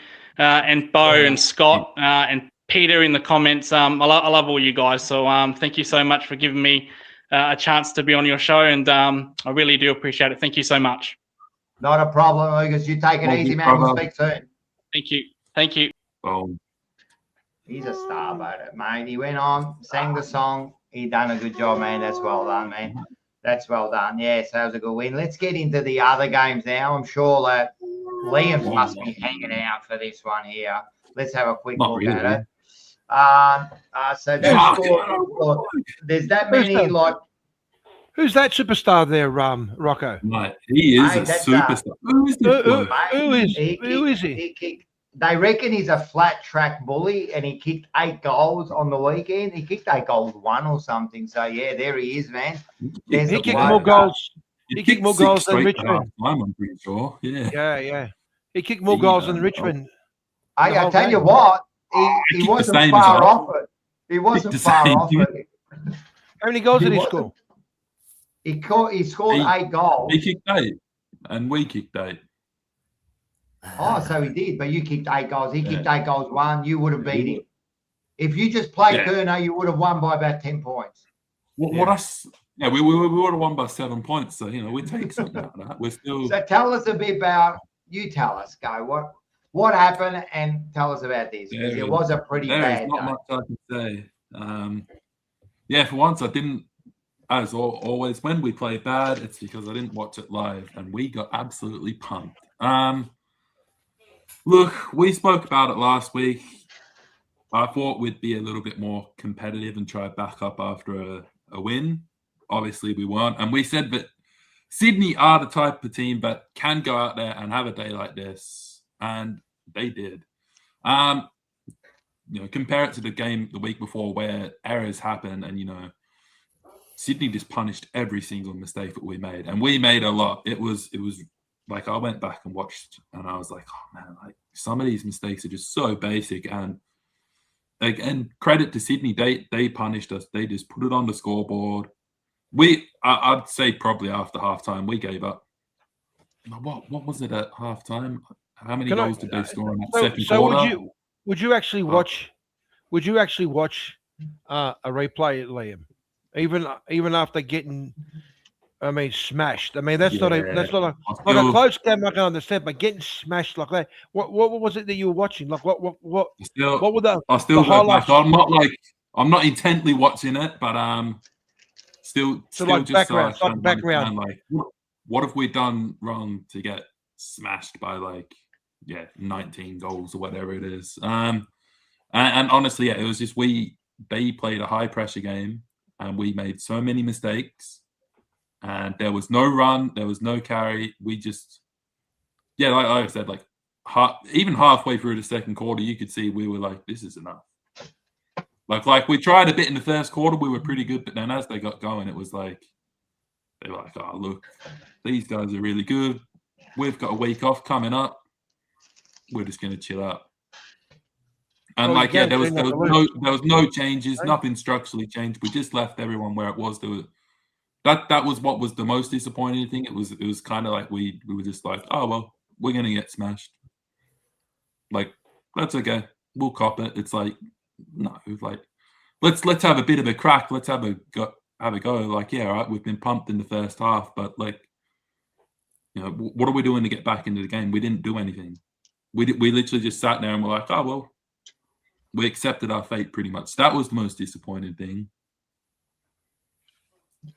Yep, you can't really take anything out of that game, can you? On a serious note, you got fucking smashed, but you can't take anything out of that game. I know you got a lot of injuries, but I know you've been honest about this at other times. Is there more? Like the injuries, but what are we doing here? Like, I don't know. Is Uze? Is it his fault, or is it just too many injuries for him to do anything about it? To lose by 120 points, I mean, that should never happen. You know what I mean? You can't. They didn't even look like. No. It doesn't matter who's out there. It doesn't. We could have had our best team out there. No one gave any effort. No one tried. That's what's most frustrating. You can be, but players are injured. Oh, it's a hard game. We had to. Whatever. If you're there and you're playing, you put in the effort, and we didn't. We just sucked. We gave up, and Uze, again, like I said, it's not like we made any changes. It's not like we got to halftime like, oh shit, we're in a bit of trouble here. Maybe we should try something different. Nah, we'll leave the same player on Kerno. We'll let him kick 8. Stuff like that. Oh, we're not gonna tag Heaney. We're gonna give him 30 touches and 5 goals. It was like, well, if you're not gonna make any effort, if you're not gonna make any changes, what are we doing? What's the point? So you can't make excuses for it. You just can't. It's really poor. I like it. I like the honesty. Mark, Manny, anything you want to say to Liam? Oh, look, it's.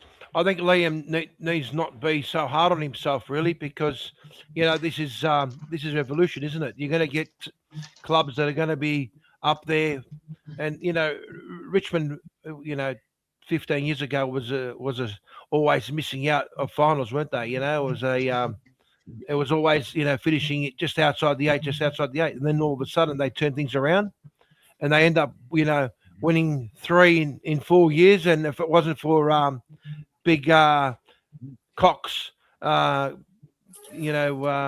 beating them that day, and that'll be always in the back of poor Liam's. It would have been 4 in a row. So that's okay, mate. You got it. That's all right, mate. That's all right. Sometimes it does hurt, but you should be proud of the club. The club's done well, and right now that those injuries are not helping the club at all. You know what I mean? So this is going to take a bit of time. Somebody said, sack the coach. I mean, in your case, I don't think that's the solution. I think in your case, the solution is to try and get these young players up and firing again. You look at Carlton. Carlton was a different story. I think Carlton was proven that this man Voss was no good, so they got rid of him, and now this club is starting to believe. But they're in a different situation to what the Tigers are at the moment. Can we talk about the Bombers? I mean, let's just we're going to get onto the Bombers. We're going to get onto Collingwood. I will say, Liam, that I was a little bit surprised, even though obviously Sydney, a top side, but I think the effort of getting number 120 points after playing Essendon the week before in the Dreamtime, I just would have thought maybe they would have come out with a bit more feist and fight. That was probably the downfall, the disappointing thing about being a Richards supporter, knowing that all right, we only beat Essendon, whatever the case may be. But looking forward, they should have probably had a bit more fight. And whether you went down by 10 goals, but 120 points, I think that's not acceptable. That's just kind of a slap in the face, to be quite honest, to the supporters. I'm with you. I don't agree. No, I don't agree. No, I don't agree. Just one thing. It's the mentality that we have going in. Like you could see, we went into that game thinking, oh, it's too hard.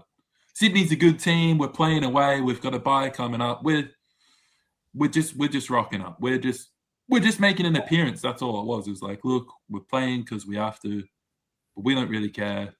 We don't care about the result. We don't care what happens. That's how it was. That's what it looked like to me. It was kind of like, yeah, look, we're here, but we're not really doing anything. We've just kind of rocked up to give Sydney a bit of a run, give them some training for us. Who they playing? St Kilda this week? I don't know. Yep. So that's why it's frustrating. It's kind of like, I know it's going to be a tough game, but as Mark said, I wanted us to kind of be like, look, we've had a win. We know it's going to be tough, but let's have a crack, because we come into that game under no pressure. No one was expecting us to win that. We were expecting a result. Liam, nobody was expecting you guys to do well against Sydney, and right now you guys are a very low tier team, very low tier club. So for you, last week beating the Bombers is huge, You guys should be proud of that, because you guys are at the moment struggling with being able to get players, struggling to get players, and you guys beat the Bombers. So you should be proud of the fact you beat the Bombers. Now you played against Sydney. Sydney's a different tier. They're up there. You're not comparing apples with apples here. So I don't care what Mark is saying that you beat Essendon. Right now you guys are so bad with injuries, but you beat someone that is really bad. So you should be proud of the fact that you beat someone really bad, and you can't compare Sydney to Essendon. You beat Essendon, and be proud of that. Now move on with that, and that's it. I think you just taking an opportunity to saying is that, really. I think what Liam's saying is there was probably less than 1% chance of being Sydney, but that performance is unacceptable. That performance, you should never be beaten by 120 points, man. That is unacceptable, man. And that just showed that they weren't there. Their minds weren't there. They weren't committed. I mean, I didn't see the stats, but I'm sure that their stats would have been terrible. Tackle counts, inside, it just would have been. And that's a big one. I don't know what the stats were. What were the tackle counts? You know what I mean? That usually shows, where your club is at. How many tackles they're doing. Are they still doing stuff when they haven't got the ball? No, look, it was a disappointing. I didn't watch the game, but I think I might have watched a little bit of it, but I didn't watch the game. But I was watching the scores, and I'm thinking, no, this can't be right, man. This is ridiculous. But anyway, there's a lot more questions than answers, isn't there, at the moment, Liam? I think that's a good way of putting it. Yeah, I've got more questions about where we're at and where we're headed than answers. So that's the frustrating thing. But we've got to buy this week. We'll reset, and that's what you got to do. We will get a few players back, which is good. So you got to buy, and I don't know who you play when you come back. Who you playing when you come back? We played Brisbane in Hobart first game back. I think it's Brisbane and Hobart. Then we've got North Melbourne, and then someone else after that. Oh, so, There you all go. right, But yeah, let's go, Brisbane mate. and Hobart, and then North Melbourne's a home game, which we should be targeting as potentially a winnable 100%, game. man. As we were saying this before, you should be trying to beat those teams around you. You know what I mean? That's how you're seeing that. Well, you know, you're kind of on the right track. That's what you've got to be doing, you know? Yeah. All right, let's get into the next one. Manny, you've been doing a lot of talk, but you fell short again, mate. You fell short again, 97 to 93. You did make a bit of an effort there. It was actually another good game. It was another good game. At one stage, the doggies looked like they were going to run away. You came back. I think they were just too far ahead because you came back, but you just couldn't take the lead, you know, and then they kicked a couple of goals and then you kicked a goal late. And it was a 4-point game, pretty much the same result as ours. But yeah. Oh, look, great game to watch. Great spectacle. If you weren't a supporter of those two teams, it's a bit like the Geelong Carlton game. You know, great game. But, you know, Collingwood loses by 4 points and they only played a quarter of football. And that was the last quarter. The last quarter, they went out there and, you know, they pretty much were starting to play as a team. You know, they're winning the ball, you know, not allowing the opposition to do anything with the ball. I mean, but you know, you can't take away anything from the doggies. They've got Bontempelli, you know, and he's a superstar. But you know, these are the close games that once upon a time we'd win quite comfortably.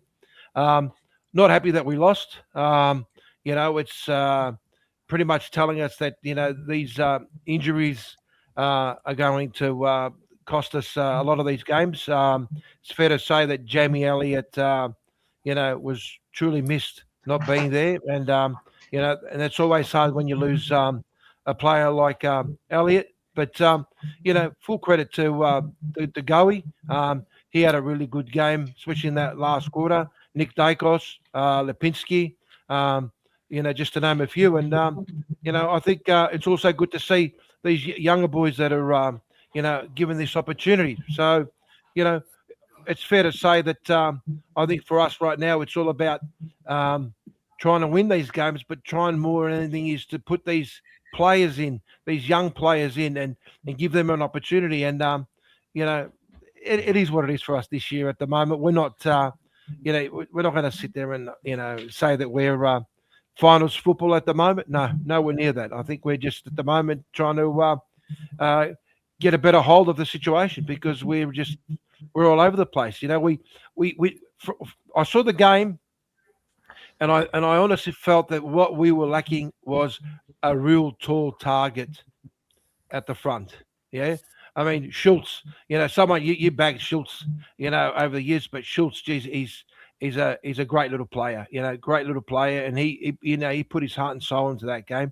But yeah, I don't know. I just felt that this is what we just lack a tall target in the front, a really tall target, someone that's going to be there, you know. And also the other thing is, and this is where, you know, we you know, was a close game against Sydney, but at the end, you know, Sydney ran away, and that's the hitouts. Yes, you know, you can see a bit of a trend going on there, Manny, isn't it? Oh, now, well, look, the the games, hitouts, the games that are becoming closer now, they're not winning. Where a couple of years ago, Collingwood would come back and win those games. So there is a bit of a trend going on that these close games now that you're actually starting to lose those games. But going on what you were saying about the young players, give them an opportunity. To be giving those young players an opportunity, obviously you've got to get rid of the dead weight. So you've got to get rid of the old boys, mate. So you need to start doing that quite quickly. Look, I don't think so. I know injuries have been taking a bit of a toll, mate. But to give those young kids an opportunity, mate, you need to get rid of the geriatrics. So start trading, try and get some value out of some of these older players. Because I think what we need to do is we need to. I mean, we've got. I think you need more than just a tall forward, mate. So I think that's a pretty pitiful excuse to say that a tall forward is going to make a big difference to your side. I don't believe so. If you don't start getting rid of that dead weight, mate, I think Collingwood are going to be in a lot of trouble. And I've said this a numerous amount of times now that you know, Tassie's coming in and you're going to be struggling in the next, I reckon, 5 to 6 years. That the Pies will be getting close to the bottom top 4, I reckon, in the next few years, mate. So look. I think what we've got. Do what you can with the older players now. Yeah, we're actually.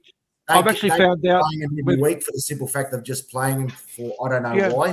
Get rid of Who's them. that? Who's that? Who's that? Half your team. Well, Pendlebury had a great second half. The Goey had a great game. Nick Dacos, he's one of their young players. You can only have them for so long, mate. So you've got to start like you're saying. You're spot on, man, by saying that you need to play some of the young players.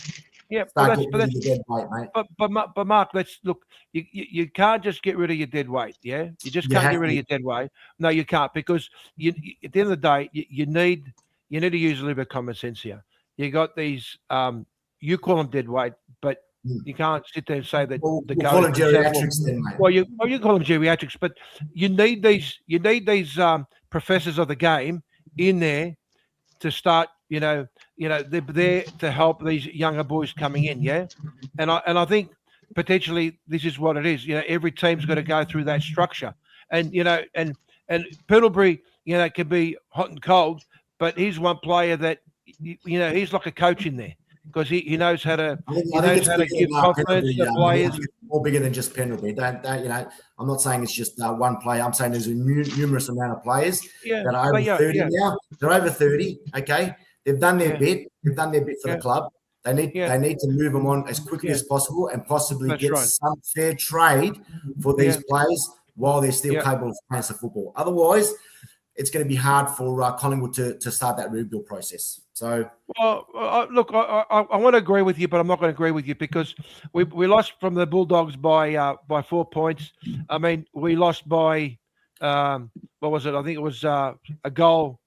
Against Sydney, Hawthorn was a draw, right? So you're talking about three clubs that are sort of doing really, really well. Carlton was another close game. We won that, and that was, of course, because they missed a kick in the dying minute, which potentially could have been, could have changed things around. We lost by a goal against Dockers, and that was a low-scoring game. I think it was. Yeah, there's that trend again. There's a trend. There's about 5 games you've already said that you've lost by within a goal. So that's okay. But let's not forget that I think we did beat the Essendon Football Club by, I think it was 100. Right, we're not talking about Essendon. Well, hang on. If you want to talk about Collingwood, I'll talk about Essendon. So we beat. Yeah. I mean, you're probably one person who can't talk, because you guys are dismal. So I'd like for you to. The advice you're giving me is fantastic, and I tell you what, from what I've been told, we may possibly be asking for a package also. Why not, mate? Sure. You might start needing it, mate. In the future, you might start needing it. I've got a question. First of all, it's good that Collingwood lost. I was pumped that night, man. That was the best, man. You did worry me a bit in that last quarter, because at the end of the day, I know what Mark is saying, but and I know, you always worry about Collingwood coming back. And I have to admit, the Gooey had probably his best game all year. He was everywhere. The Gooey had a great game. He looked like he was going to take the game. And the other one was Dacos in the last quarter stood up and almost took away the game. But at the end of the day, I want to know, both of you answer this, Mark, and you answer this, Manny. Would you rather be in Essendon's position or Collingwood positions, where you're losing games by a couple of points, you're winning games by a couple of points, or Essendon? Oh, look, can I first answer? You're not going to say Essendon. Can I answer? No. Look, can I answer? Can I answer that question? What's that? Yeah. All right. Okay, that's not bad. Yeah, I rather get someone to strip me naked, pour honey all over my body, and feed me to the ants, right?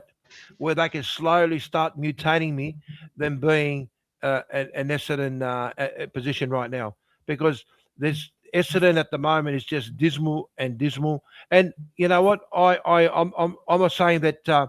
We're down and out, because I still believe that we've still got a little bit of hope in there, at the moment. But these close games, we need to be winning these close games.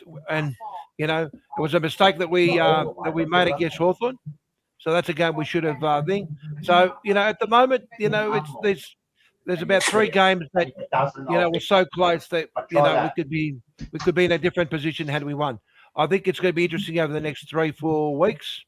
I think that'll really will shape where Collingwood's going to be for the next. You said that about 5 weeks ago, Money. The next 2 or 3 weeks is going to shape, and nothing's changed, mate. So, and you need as much hope as you can, mate. You need as much hope as you can, and you need to win as many games you can this year, mate. Because we need hope. We need hope, mate. If we need hope, Mark. If we need, listen, Mark. If you're going to, you just said we need a little bit of hope. If we need, mate, there's going to be a lot more losses than wins in the future, Manny. You guys need miracles. Take the wins while you can, Manny. I'm happy to live in hope, but you guys need miracles. So, and I'd Rocco, I'd never want to be in Collingwood's position. I couldn't even afford to buy bloody brand new teeth anyway, mate. So, no way. I could never be a feral supporter like Collingwood, mate. Fuck. Yeah. If I ever did that, mate, put me down. So, regardless of how Essendon are at the moment. Yeah. Don't worry about us, mate. As Manny Costo says, we'll be fine, That's embarrassing. Collingwood, that's embarrassing, mate. Shouldn't ask that question ever again, Rocco, please. Don't even attempt it. We got Manny Costo all the way. I think he's back, actually. But my second favourite Greek, you'll never pass Matula, sorry. But we will be fine, Mark. We are fucking Collingwood, buddy. That's what he reckons, mate. So that was my question. So you would rather be in Essendon's position now than Collingwood? Always, mate. Always. I don't care. I would never be a Collingwood supporter position, whatever they are, even if they're on top. I'm talking about position. Oh, well, come on. You don't have to be Einstein to work that out, Rocco. I mean, so you'd rather be in Collingwood's position? Yeah? Yeah, exactly. I'm talking about position, not the team. I would rather be in Richmond's position than possibly Carlton, but never Collingwood, mate. Never Collingwood. So you'd rather be in Essendon's position now, no coach, no hope, no future, no players, nothing, than Collingwood who win a few, like win close games, always give you a thing, always give you a contest. Do you want this episode to keep going for another 2 hours, mate, or what? Do you want to just knock it on a simple question? Is that the case? No. I'd rather be in Essendon's position. I'd rather be Desmond Moore, sit at the bottom of the ladder and just. Yeah, I think they're used to. I think they've become. As Jimmy Herd comes back, mate, we'll be right. Yeah, they've now become sort of immune to being miserable. Something to look forward to, Manny.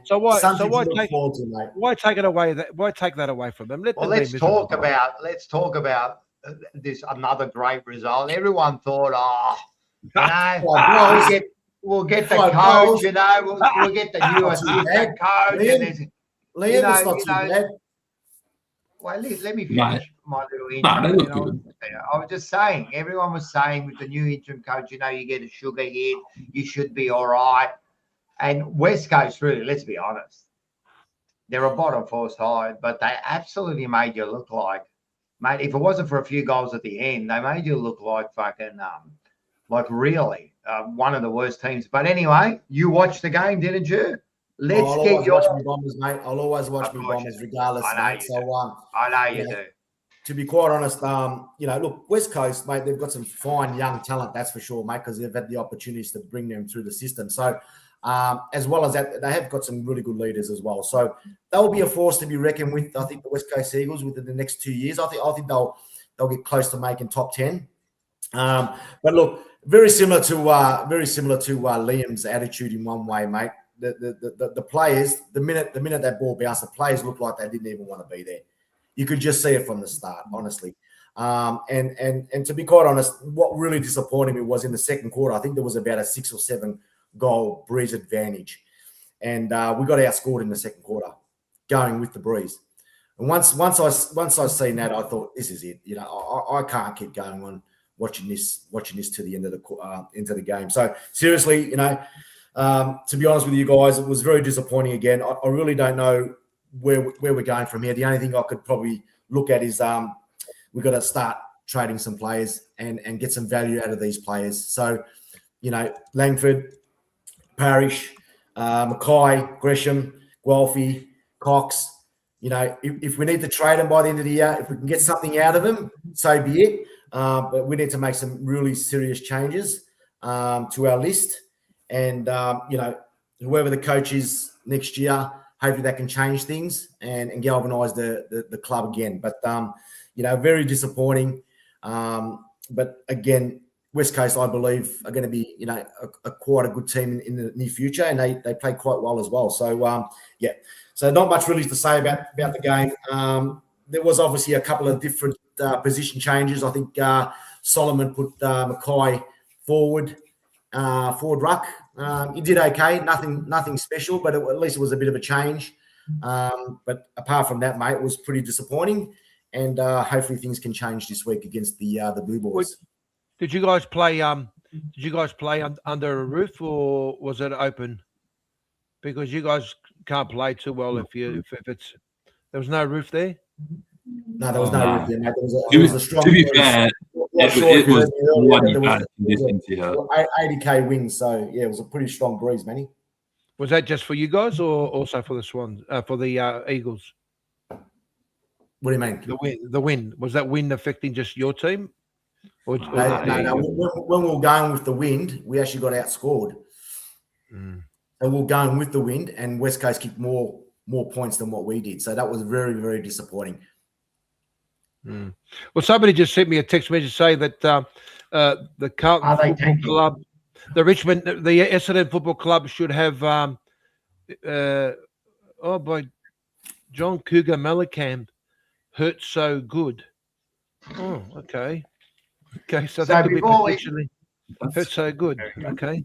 It does hurt, Manny. It does hurt, mate. You're pretty spot on there, mate. It does hurt. Yeah, it does. Of course it does. And I'm happy. Come on. Do you know what? One thing I noticed though, mate, you guys need some tackling practice down there, man. Seriously, like some of those efforts, like that one where Harley Reid busts through everyone, like do you guys know that you're meant to like pin the arms, tackle around the hips, not like try like shoulder? And that was the other thing I think probably 40% of our players are very lightweighted, very, very skinny. They haven't built up, you know what I mean? So true, but still like the technique of tackling. The technique of tackling, yeah. You want to go low and take it. You should never be tackling the player up around. I was screaming at the screen, mate, when Harley Reid got out of three tackles. I'm like, what the fuck? What's going on here, mate? Like, tackle the guy, mate. You know what I mean? Fuck me. You're playing football. So, disappointing. All those things will come into it. The tackling, the chasing, the effort, commitment. Pretty much, there was none of that on the weekend. So very disappointing again. But I'll stick with me boys, mate. I'll stick with them every Mark, just a question in regards to over the last couple of years, the players, the big name players that you guys decided to move on because you're thinking to yourself, we'll move them on, bring in some younger team players in, et cetera, et cetera. But if you have a look at some of these big names that have left your club and have moved to other clubs, they're actually doing really, really well. So maybe the problem here is that there's a cultural issue in your club where this is where you guys need to potentially change, because it mightn't be, the players. It may be the way the players are being, they've been,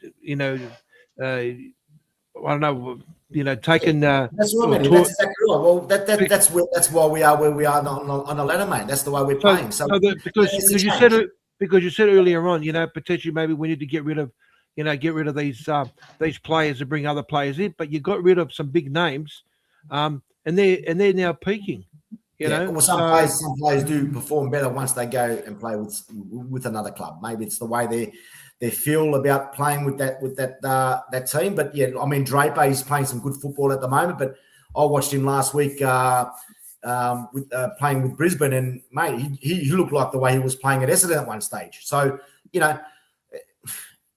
Stringer wasn't doing too crash shot at the start of the season, but now he's coming back to his package style of football. Laverde went to GWS as well. He wasn't doing much at Essendon. and he's played a few games this year. So, some players will go out there and play better with another club. So good on him, mate. It is what it is. But there is culture. The culture is where most players are starting to say, well, we need to go somewhere else. But don't wait for that. Let's make our own decisions and let's start trading some of these players before they walk out. When you were saying traded some of these players, can you name them again? Who you want to trade at the end? I just feel some of these, it's more the leaders, Rocco, than anything else. And that's where we can maybe get some value out of them now. We're probably not going to get what we will get from, say, 3 or 4 years ago. But I think maybe we'll push on Langford. Again, one of the leaders just doesn't seem to want to play for the club anymore. I don't know, there's just something about it. Parrish. And now we can speak about Carlton and so forth. At the moment, they're playing some good football and their leaders are stepping up. I'll get where you probably might be coming from here as Rocco as well. But Mackay, they've had their chances. We might be able to get something for him.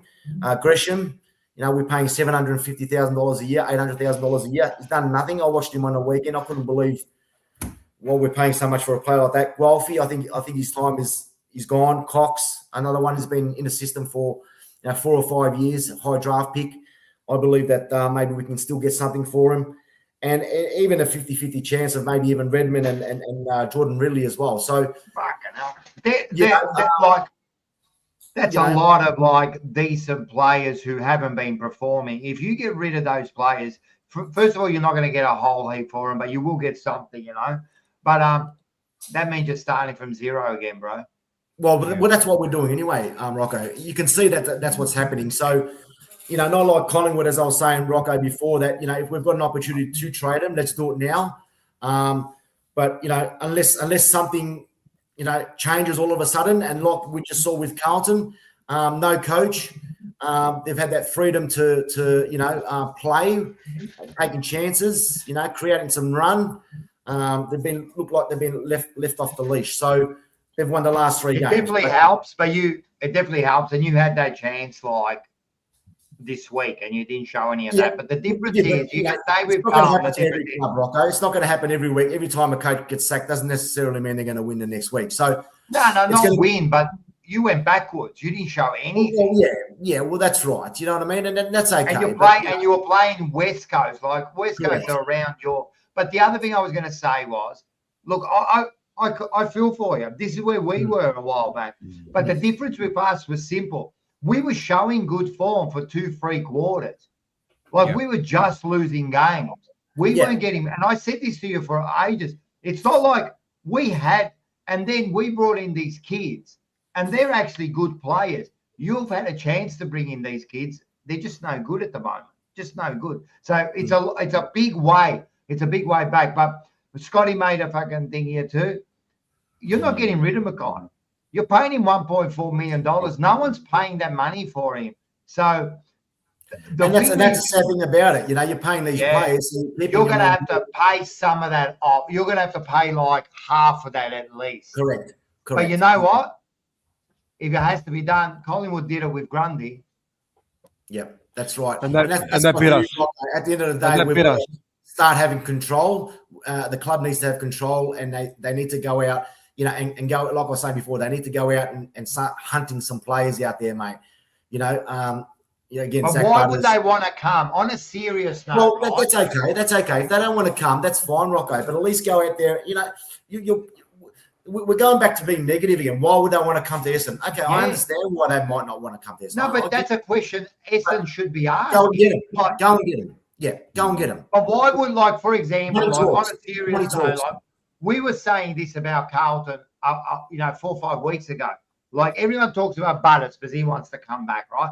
He's going to go wherever he wants to go, right? Because everyone's going to pay him the money. Everybody, right? So for him now, it's a choice of where's my best opportunity, right? That's one. When you look at Carlton now, you look at it and you look at the way they're playing, and the young kids actually look pretty good now, you know what I mean?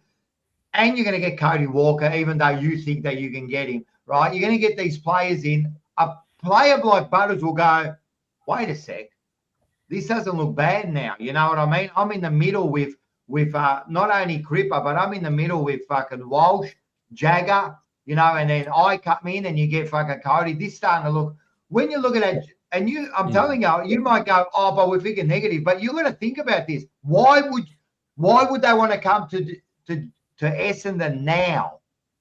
Like, you've got a lot to fix. When you're getting beat up, you've got to also look at it with Carlton. Just because you've won 3 games, you've sacked your coach, right? So you've won 3 games, and I believe you won the 3 games because you've been left off the lead, right? And your players are playing with some dare, some confidence, like I was saying before, some run, and they're just taking risks. Yeah, but we brought in young players, and these young players have performed, right? And we've got young depth that are good, and we've got depth in there that we're not putting in. Well, like this week, we don't bring in Zach Williams.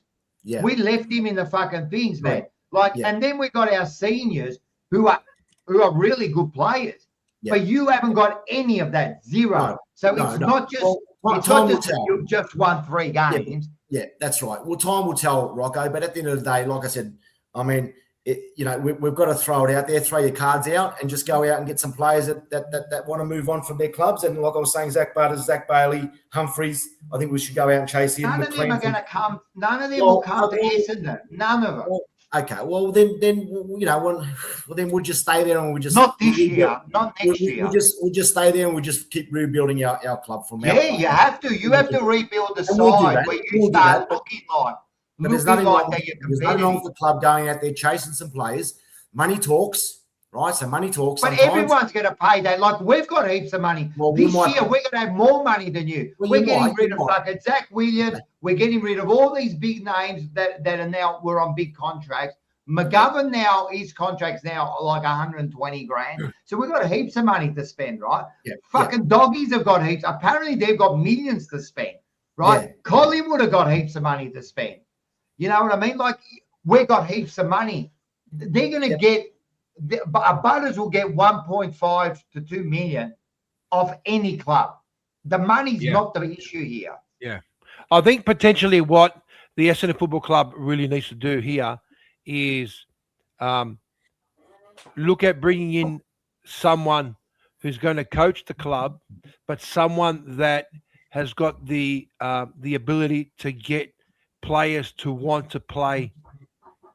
The coach is the big thing. You got to get that right. You got to get that right. So I think if they get that right, potentially, I think that's going to be one of the attractions. Yeah, because without a doubt, right now, this is what they need to do. They need to target and say to themselves, you know what?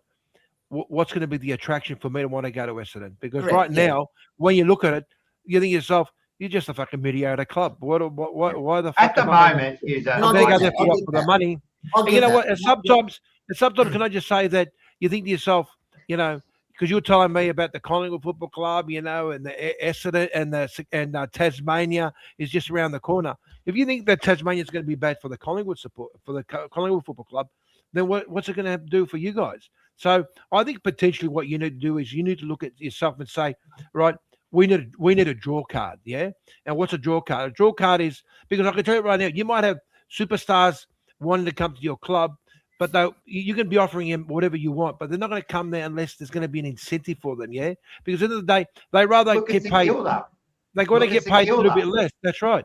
So you've got to look at, what is going to be the X factor for players to want to go and play for the Essendon Football Club. And you know what? And I think if they get that right, I know we've been giving it the mark, but if they get that right, yeah. But if they get that, but if they do get that right, Rocco, potentially all you need is to try and get, the right coach with the X factor and get 4 or 5 big names in there, and all of a sudden that's what it is hard. You know what? Get these 4 or 5 big names in there. First of all, how are you going to get 4 or 5 big names in there? You're looking at, you should be getting older players, right, with experience, right, who have got premiership. That's what you should be getting. The same as what Brisbane did, say, with a Luke Hodge and that. That's what you should be thinking, right? Forget about getting Butters and that, right? You should be thinking, it'd be a good player for you guys on a serious note. He'll never come. Pendlebury. That's who you should be getting at your club. Someone who teaches the young kids. Someone who's got experience. Someone, you should be getting a few of those players in there. Lockie Neal is somebody we're chasing. Lockie Neal's another good one. If you could get Lockie Neal, I've got them coming through, Rocco. He'll but come it's to just, Collingwood. I'm just bringing out some Lockie players. Neal will go to Collingwood. McLean from Sydney, fantastic for the back line. That's what you need to play like that. You need some Humphreys. experience, but Some anyway, experience. listen, we can go on. Yeah. You can go on. Yeah. Blues are back. And you know what? Another thing, you say like, oh, we're at the bottom of the ladder. How much more lower can we get? We have to climb. Is that correct? Wrong. Tassie's coming. You can go down another spot in 2 years' time, man. You can actually get lower than what you are now. We'll wait and see when Carlton get their coach, mate. We'll see if they start winning again, mate. Because in 30 years, mate, you've gone through a lot of coaches, mate. And you haven't done much. I understand, Mark, but we're just talking about now. You always try to bring it back, and your club's an absolute fucking joke, man. You're in the same coaching position as us, so shut the fuck up about that. Seriously, bro, you wish. You fucking wish that you were fucking anywhere near Carlton's ability, right? We at least we even show up at our fucking games, bro. They should go back to the old days, mate. Captain, coach, because I reckon if you had a captain and coach, you guys will win more games than when talking about us when you can't even. You put in Solomon. You're the only club that's going to sack two coaches in 1 year. So end up sacking Solomon, mate. And then you're so fucking demented that you think that herd is your thing, mate. Seriously, bro. And this is why I believe Essendon is at the bottom of the shit pile, because you are so demented, right, that you think that herd is your answer. That's how funny this situation is. I'll wait and see. Wait and see. Mate, I'm happy with what we're fucking doing. Nah, you just dream. You just go, I know, you watch this, you watch that. But everything that you've said you watch has never happened. Has never fucking happened. The only thing that's ever happened is Essendon are getting nowhere. You are the worst fucking club in the fucking history of the AFL, bro. Once you get your right, at least we look like we're doing something, right? At least we're playing some good brand of footy. At least our young kids look like they want to play. At least our leaders have stood up. Yours are just shit, rubbish, absolute a fucking joke. Your coach is a joke. You got no fucking administration. You are not even fucking half an hour ago. You're going, we're the richest club, and we find that you're 12th. You're 12th, bro. You're shit, bro. Please, let me go on. Let me go on because we got our blue ballers. I'm not even going to say it because this isn't a question for now, but we'll answer that later on. But thanks for the $2.99. Oz, Freo, my current premiership player. Yeah, definitely, mate. They're right up there at the start of the year to win the grand final. So yep. I'll be at the game Sunday night. Go Blues. Guess what? I won't be at the game because they said I'm not allowed to go to any games. Right? So that's it. But I will be doing the watch along. Yeah. What? Who's this one? Disagree, Rocco. Pies are worse than the Bombers. Fuck. Yeah. Look, I hate Collingwood more than the Bombers, but they're not worse off. They're nowhere near worse off. Seriously, Essendon could be in the worst position I've ever seen. Yeah. I've ever seen. They are just and Richmond are going pretty bad, but I don't know, man. You can't sit here and try to rain on my fucking parade this week when we've had a great win. We look like we're doing something. I'm not going to take it from a fucking Essendon supporter to try to bag me, mate. Please. You look like a dickhead when you do it. Don't do it, mate. Don't do it, man. Just be fucking humble, man. Just be humble. At least Liam tells it as it is and says he's in not a good position. Far out, bro. This is big. I did want to get to the ladder. Right, I did want to get to the ladder and then the Essendon Carlton game, but I want to wait for Mark to come in because I want Manny to talk about where all the teams are situated at the moment. So,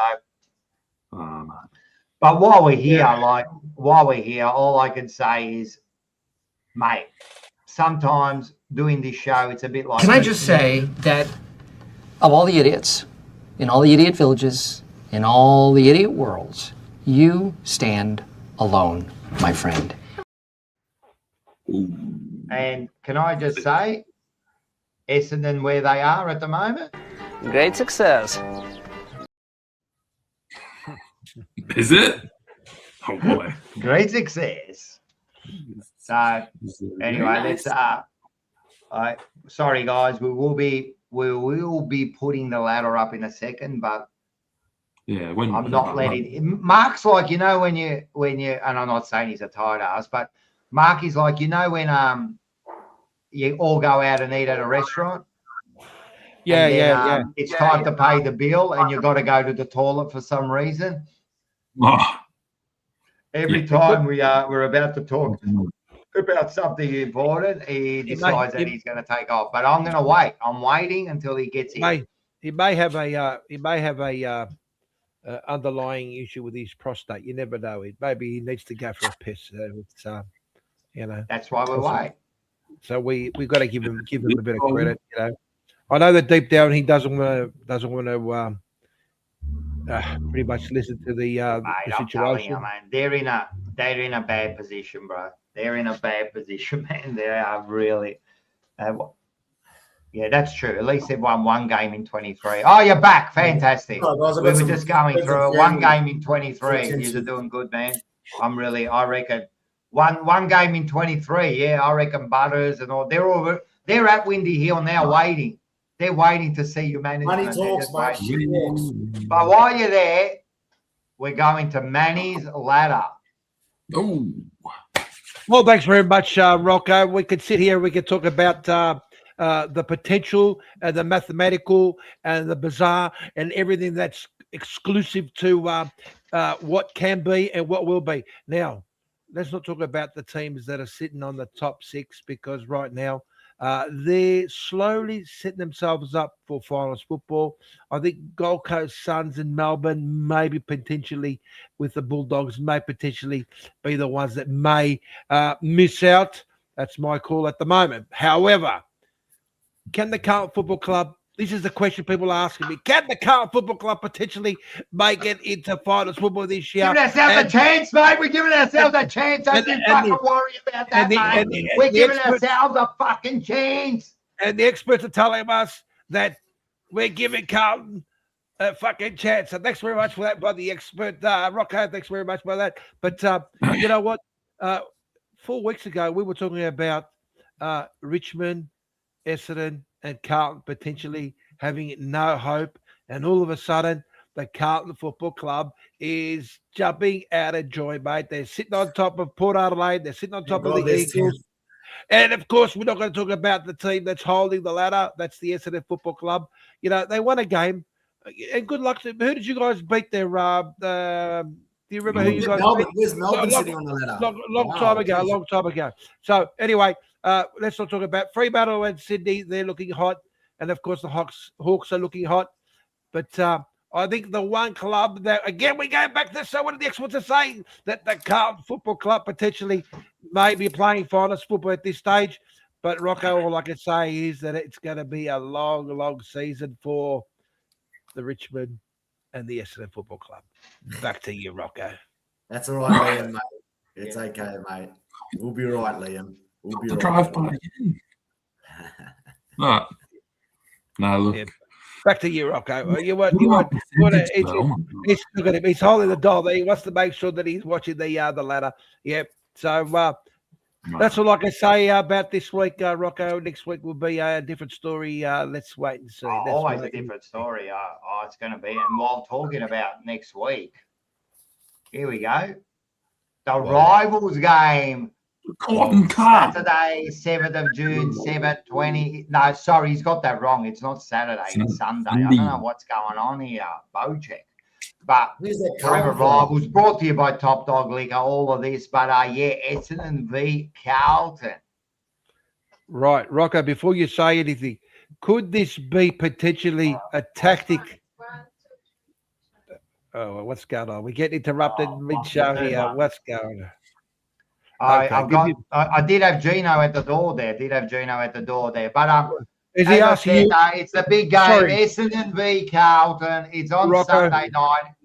Sorry, mate. I was just going to say that potentially this Saturday, June the 7th, could that be Sunday? Sunday. Could that have been a tactic by the Essendon Football Club to maybe say that, you know what, we'll turn up to the game, and then all the coach say, oh, well, can't score for the game.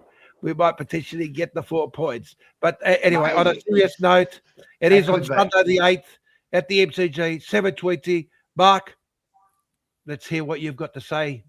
Yeah, it's going to be an interesting game, man. Interesting game. At the moment, we haven't got the team, so the extended teams will come out tomorrow. As I said, we came out with no injuries. Oh, in actual fact, Newman might miss out because he might have had an operation on his finger, so we're not sure about that.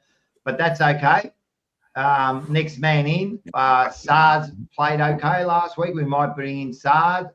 Or there's a couple of others that might come in, but Sard might be the replacement.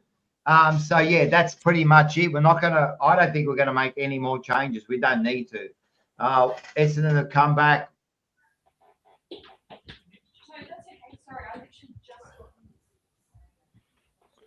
I think I think he's just been asked about the cold weather's gotten to him, mate. The cold weather's gotten to him. I think he's been asked let it go. What kind of? I think he's been asked what type of noodles he wants. I'll keep going anyway, Rocco. When you're back on, mate, we obviously haven't chose our players as well. So I think potentially Mason Redmond, Jordan Ridley, and Sam Durham will be back into the inclusion this week, and we need those 3 players to assist us. But let's play a little bit like Carlton's been playing the last few weeks without a coach. Let's play with a bit of dare, a bit of risk, a bit of run, and let's get off the lead a little bit. Make sure our coach makes some drastic decisions and plays players in positions they've never played in before. And you just don't know what to expect, mate. Without a coach, anything can happen. So Dyson Sharp, is he one of your up and coming players? He's a gun, this kid, mate, as well. He's another one that's he's unfortunately done his shoulder. Injuries again are playing another big part this year for the Bombers. Yeah. Young fella by the name of I think Lewis Hayes, number 18, 12 months ago, done his knee, come back on the weekend in the reserves, half a game, does his knee again for another 12 months. So I wish him all the best, mate, because I was potentially looking at this kid, and he seems to be a really good centre-half back. So, it's sad to hear, but unfortunately, that's the way football goes. But we are being hurt with injuries again this year. But, like I said, those players coming back, Redmond, Ridley, and Durham, it's going to help the side, obviously, but it all just comes down to, like I was saying before, just go out there and play without the lead and take some risks, got nothing to lose. And you just don't know what can happen. So I still believe, and I'll always back the Bombers, that we'll beat the Spuds by 15 points on Sunday night. All right. Well, Rocco, thanks for coming. Sorry about that. You saw what happened. I just had a fucking power outage just as I was talking about him. So I reckon that's the Essendon Windy Hill. I just heard the last bit. We'll beat the Spuds by 15 points, bro. Whatever. I would love to know your reasoning why that would happen. So let's go. How are you going to beat us, mate?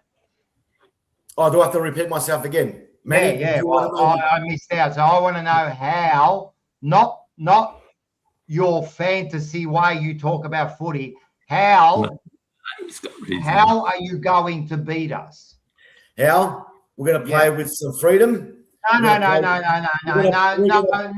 want to hear some little kid's version of how a game is played. Well, that's my version. I want to know how tactically will you beat us? Tactically? Yeah.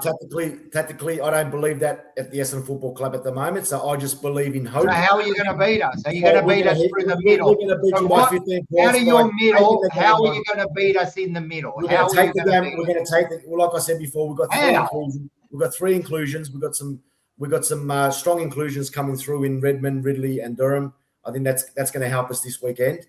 We're still, I said, injury struck, but I just believe that we should just go out there. We've got nothing to lose. It's not about statistics to me. It's not about possessions. It's not about any of that. Nothing to lose. You've got a game to lose, mate. Like the way Carlton have been playing the last 3 weeks, just with a bit of dare, with a bit of run, take some risks. and anything can happen. And that's why I believe that if we can do that this weekend, even he thinks you're fucking mad, man. He's just falling over every time you talk. he can't believe it. Also, that little. He can't believe the shit you're talking about. First of all, we got the balls. The game's won in the middle. I don't know who you got in the midfield. Merritt, wasn't he the bloke who wanted to leave your club? And he's an absolute disgrace. So that's all you've got in the middle, right? Out of your wingers, I don't know who plays on your wing. Xavier Dersma. Yeah, you got Dersma. It's all rotation. The Sard's been playing in the wing, off the wing there. Dersma. I mean, you don't know. So you don't know. It's very you don't similar. know who plays on your wing. So in the four, so in your back line, you named the biggest fucking Liam setter. No, right? I know that. I know. I can name you every position. So that's Dersma. What about the other wing? What are you going to do? Far away. Well, the other wing that's been alternating with different positions, different players. So you want me to name 15 players on the wing? I will. Yeah, name the players. Would you like me to tell you? Would you like me to tell you who I would like to play in the wing? I just want to know who you're going to play on the wing. Nick Martin. That's who I would like to play in the wing, but he's not playing. So he's injured, whoever wants to play in the wing, we'll play in the wing. So you know who I want to play in the wing? Fucking Mill Hannah. That's who I want to play in the wing. But he's now too old. Like that's ridiculous. We're talking about this weekend, right? So in the midfield, you're not contested ball. Where even when we were losing, we're the best contested side, right? Even when we're losing, now we've got our running game. I think now from defensive 50 into inside 50, we are now second or first in the competition. Holding the ball inside 50, I think we are first now, right? So our tackling's very high, right? We're playing with good intensity. Our young kids are killing it. Like people like Billy Wilson and that now breaking lines. We got the forwards now, mate. Who's going to stop Haywood? Nobody. No one. You got no one to put on Haywood, right? Yeah, that's right. Mate, I don't understand where you're going to win this. Who? Westerfield. You're playing Westerfield. Rocco, can I just first of all say that you've now got me ordering a latte because I used to go past the Fitz every Saturday morning. Oh, the Fitz, but he doesn't do that anymore. No, I know. But back then, look, listen, I'm nearly 60 years old, Rocco. So in my heydays, I used to go down there and I used to grab myself a latte from Mill Hannah. So you've just brought back the memories of a fine latte. But going back to the footy, I think it's fair to say that at the moment, Carlton's on a high, and it's like Rocco said, they just missed out in winning a lot of games, not because they didn't have the intensity or they didn't have the ability, they just didn't know how to finish games. And I think now that they've got that, as he said, these last 3 weeks, that's right. And you know what? There's a lot of these. I mean, when you see the players, they're almost ready to cry. They're ready to cry. After a win, it's showing you that this has been something that they really want. Yeah, they really want. So I think it's going to be a hard ask for Essendon. Mate, if they beat us, it's almost the upset of the fucking year if they beat us at the moment. Like I'm not saying that we are a great side, but fucking hell, we've got to be beating the clubs around us, and that's what we've been doing, mate. We've been doing it. So you could smile as much as you want, but at least we do that. You can't even fucking beat West Coast. You got to absolutely smash by, and you have one less day. Then they get one less day. Plus they got to travel back from Perth, so it's the biggest trip from the thing, and then they want to come over and beat us by 15 points. For fuck's sakes, bro. Seriously, if you beat us by 15 points, man, all our good work is done, man. I'm telling you. The way our captain and that is playing, and that's like at the end of the day, that's a true captain, man. I questioned him over and over, and he's stood up the last. I reckon he's got 9 Brownlow votes in the last 3 weeks. That's a captain. Your ex-captain, wow. Seriously, he shows up and kicks a really but Rocco, to be fair, at the end. That's all he did for the game. Is your real captain playing anyway? Is he? No. Broken jaw. Yeah, I mean, he didn't even break his jaw during the game. He went home and punched himself so he didn't have to play the next week. That's how bad your team is going, bro. So, Look, to Hey, me, Rocco. this is going to be easy. That is It's going something to be. new.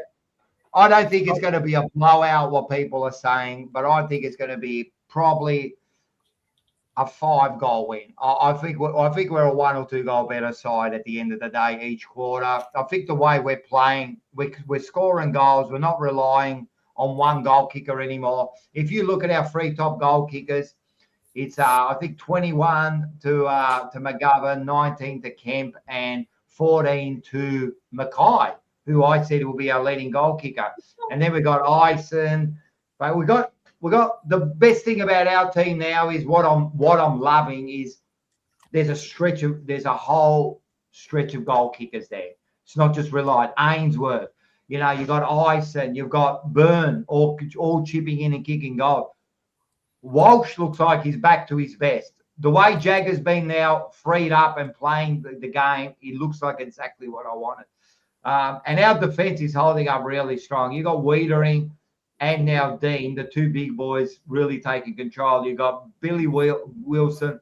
As I said, I think Newman might be out this week, but I reckon the way Fraser's going, he might bring in Sard back and bring him in and see how he goes and see, because this might be his last year, but we've got to see how he goes under him. So to me, yeah, about a 5-goal win. Should be an easy 5-goal win, and then we get our break, and then we've got GWS when we come back. So over there, so that's going to be tough. So we're not going to want to falter. And I think you might say, "Oh, we'll see who you get as coach." At the moment, our caretaker coach is doing a great job.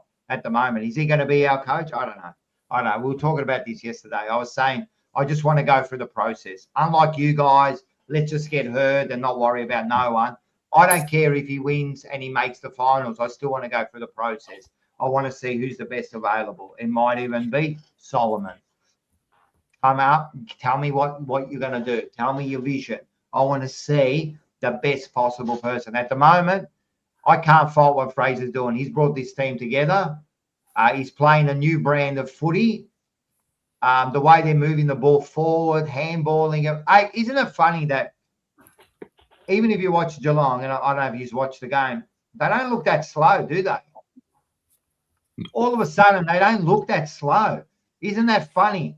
And, you know, everyone, and we have added Billy Wilson and that, who does give us some pace. So we've got 1 or 2 that have added some pace, you know. But the ball moves quicker than feet. If you can move that ball quick, move it forward, right? You all of a sudden start to look like a quick side. So that's a bit funny. So also, he's made a few moves. Harry Mackay in the ruck. He's been playing like 50-50 in the ruck, and he looks like a new man all of a sudden. So, and he's playing the rest in their position. So good on him. I'm wrapped with what he's doing. He brought the club together. So I'm going to have to, are we going to have a bet? I'm going to have to say this. I don't think there's any chance that we lose this game, but what's the bet?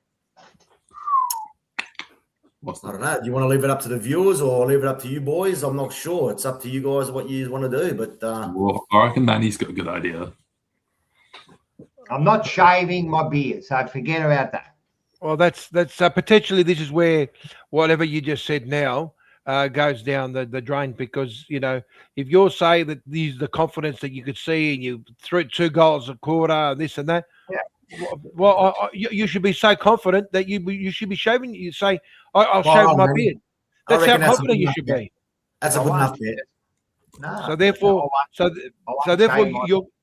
So therefore you're confident, but you're what did not. we do last year? Remember last year with the bets? I said, well, I'll do anything, but I won't shave my beard, right?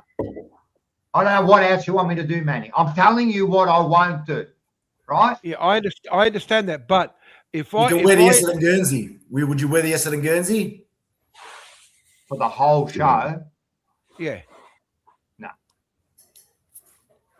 Wow. I'll wear the Carlton Guernsey. For the whole show? Yeah. I'll bring out the old Carlton Guernsey that I wore last year.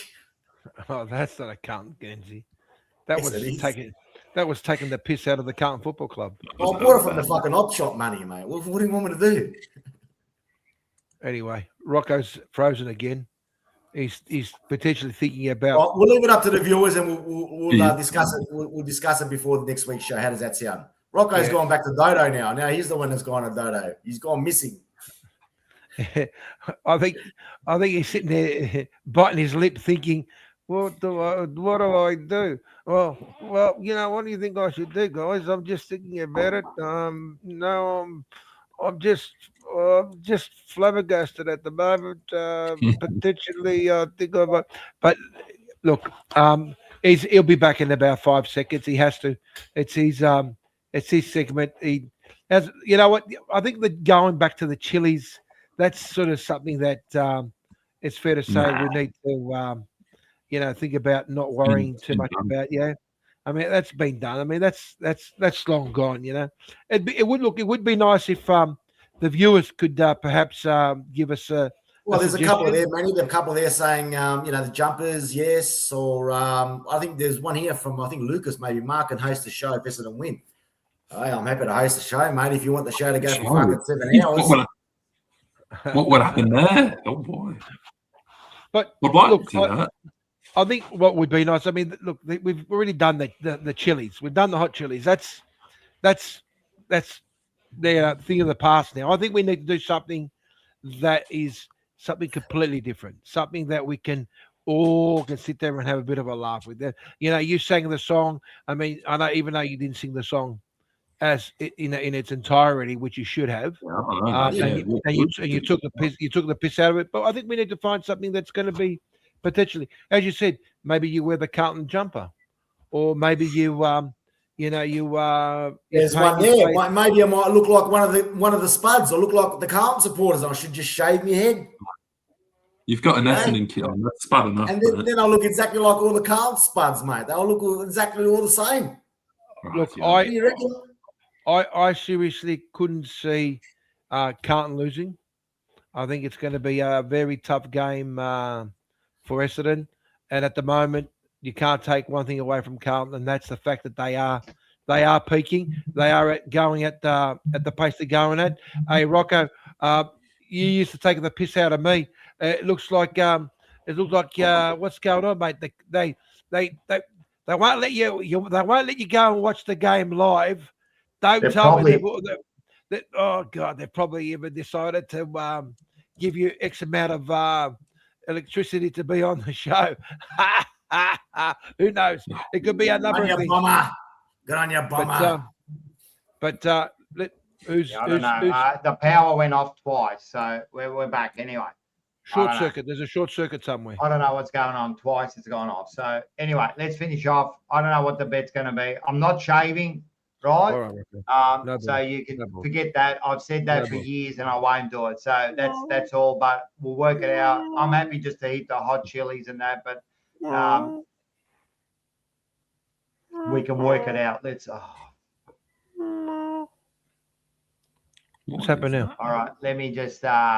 So what's happened is, let me just get these, because now even the shit's bloody. There was this one here, I suppose. All right. Let me just get into. Sorry guys, man. Now I've got to get into and try to put in the. What are we doing? I'm gonna go see Gino in a minute. Otherwise.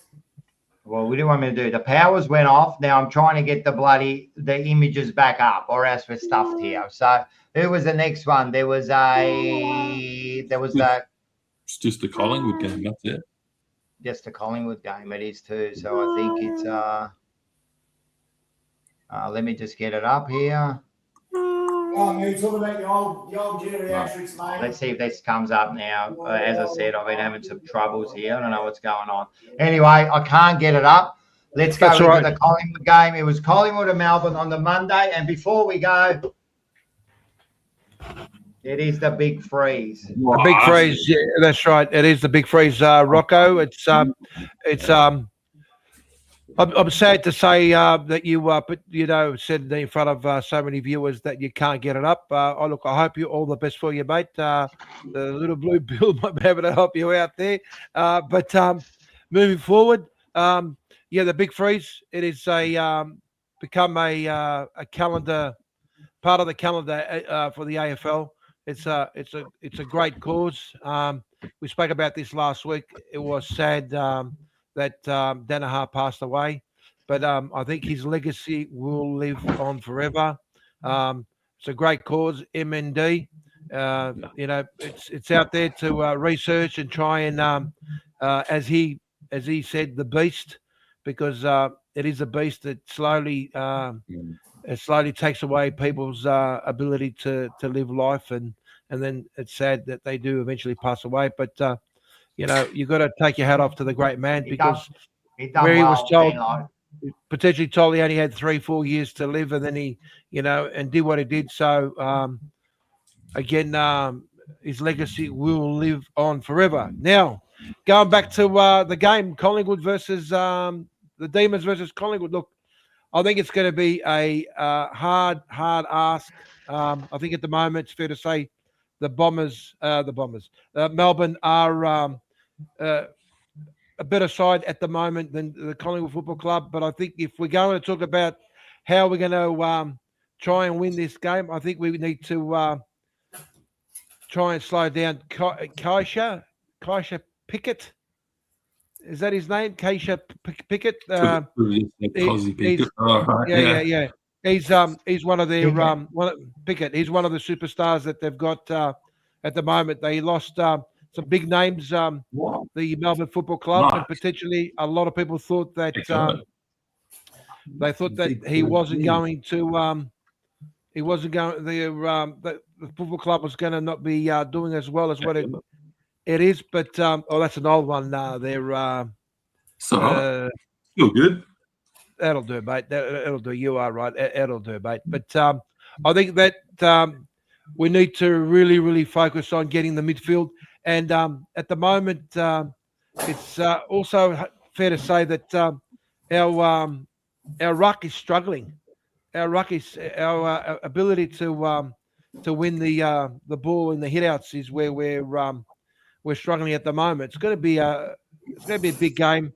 It's a big game for a lot of reasons. But I think at the moment Collingwood is not there at the moment to go up against the Melbourne Football Club. So I don't think we're going to win. And I think we're going to have to change 3/4 of our football, because against the Bulldogs, we only played a quarter of football, and I know we only lost by 4 points, but still a loss. Whether you lose by 100 points or you lose by 1 point, it makes no difference. The facts are that we only played a quarter of football, and I think that is where we need to change things if we want to be competitive against Melbourne. What do you reckon, Marco? You want to say anything, bud? Are you guys going to bring any young players this week, Manny, to give them a bit of experience and if so, who do you think you'd be able to replace? Look, that's a good question. I'm not sure at the moment, but I know that we've had a couple of injuries, and that's put a damper on a lot of these young boys. So, look, I think at the end of the day, you need to get your Camerons to be performing in the hitouts. I mean, Nick Dacos, he's always there. Lipinski's always there. De Goey had a brilliant game last week. You've got Josh Dacos, who our midfield is where our strength is, and this is where we need to if we can shape ourselves to the midfield, I think we're going to do well against Melbourne, but it's going to be a tough ask. I think it's going to be a tough ask. So at the moment, I don't think I think we're a few players away from trying to get ourselves competitive. But anything can happen. Anything can happen. But I think it's going to be a tough game, tough ask. What do you reckon, Liam? Yeah, I was going to say I do have a stat. Melbourne 6 games at the G this year. They've won all of them. They've won every game at the MCG, so they play that ground really well. I think that comes in. Obviously, we spoke at the start about the big occasion that it is. It's a massive game now. That's going to play a part as well. Whether that helps out a team, I'm not too sure. But no, look, I really like what I've seen from Melbourne this year. I think you're definitely going to be up against it. I'm backing in Melbourne as my tip. I do think they're a stronger team. But I don't know. I think if you guys can, shut down a couple of their superstars, get a couple of yours going, every chance you can win. I reckon it's a close game though. I'll say Melbourne by 15 points. Yeah, that's my tip. We'll see It's how you going to go. be a close game. I hope it's a good game. I believe Melbourne are playing good, but then they go ahead and lose to Essendon. You know what I mean? So they can drop a game. You know what I mean? Collingwood's the same. So who knows what's going to happen on the day? But I reckon it's an evenly matched game coming in on Monday. I reckon it's going to be a 50-50, and they could go either way. But I reckon it's going to be another nail biter.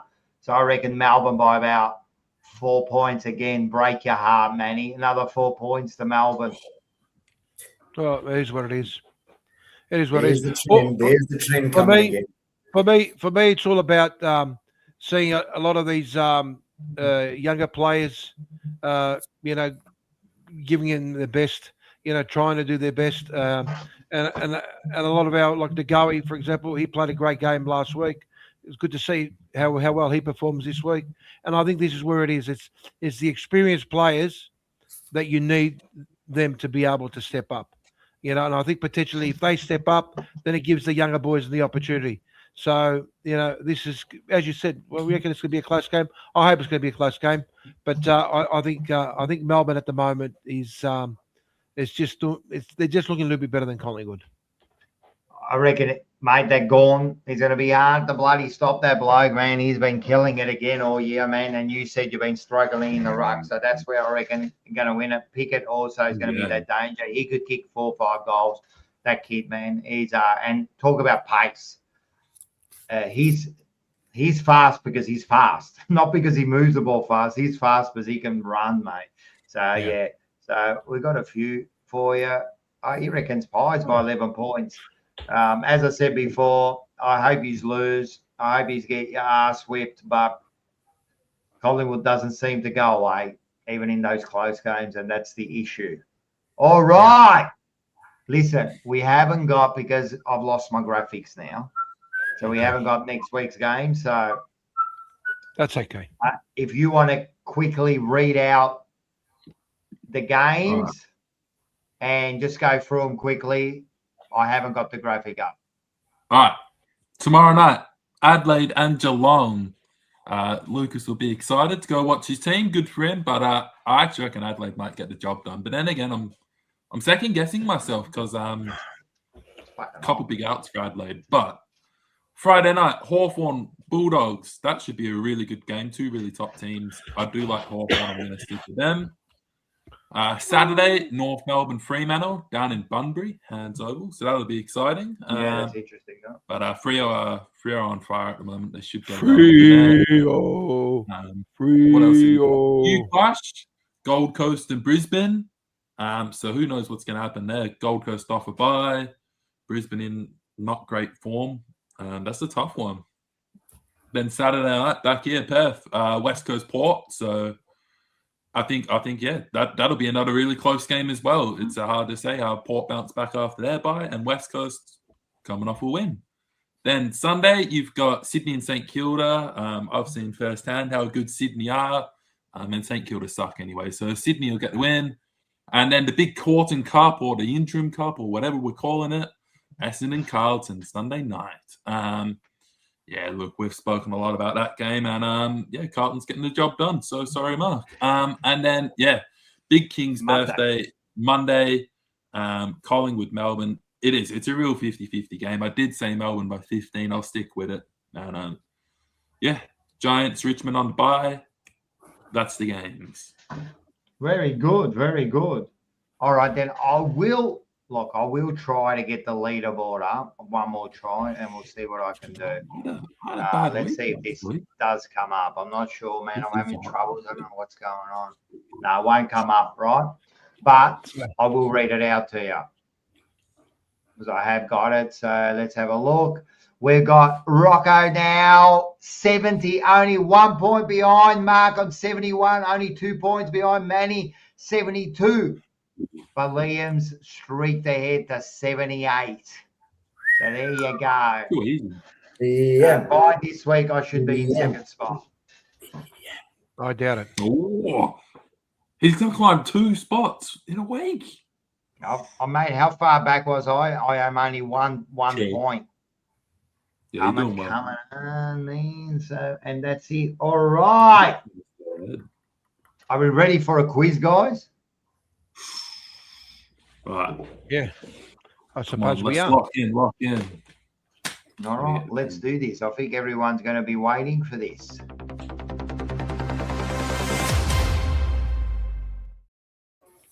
Rightio, guys, are we ready for this? Is everyone ready in the chat for this? This is what I'm going to do, right? This is what I'm going to do. We're going to have a music quiz. Oh. Yes. So are you going to play music? Nah, just the questions. All right. So as you can see, we've got many categories here. I'm thinking let's have a look at some of these categories that we can all play along with. There's 10 questions, so we might do 2 of them. So we'll start with how about real names and musicians, maybe, everyone, or missing word and band names. How about that one? Yeah, Maybe, that yeah. seems straightforward. Yeah. That'd probably be better. That's All fair. right. All right, let's start. Let's do that one there. Let's do that one there. Missing word and band names. All right. We ready to go? So do you know which common names for collective, like groups, bands, or brothers are missing from these band names? All right. Just same thing. Let's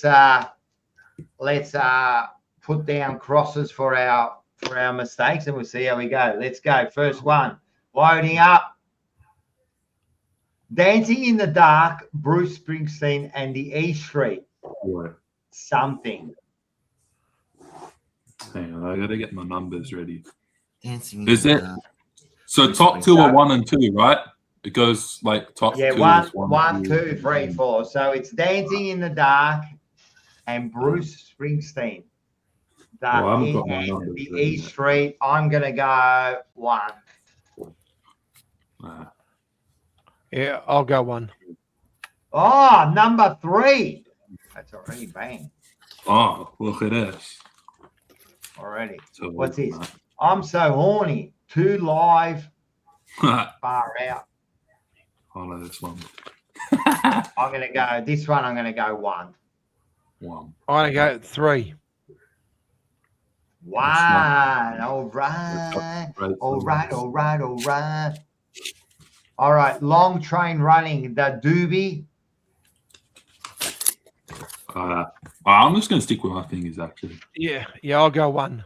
Nah, we're all going 1. I think we know Yeah. the Doobie. Oh, sorry, I've been clicking on the Doobie Brothers. All right.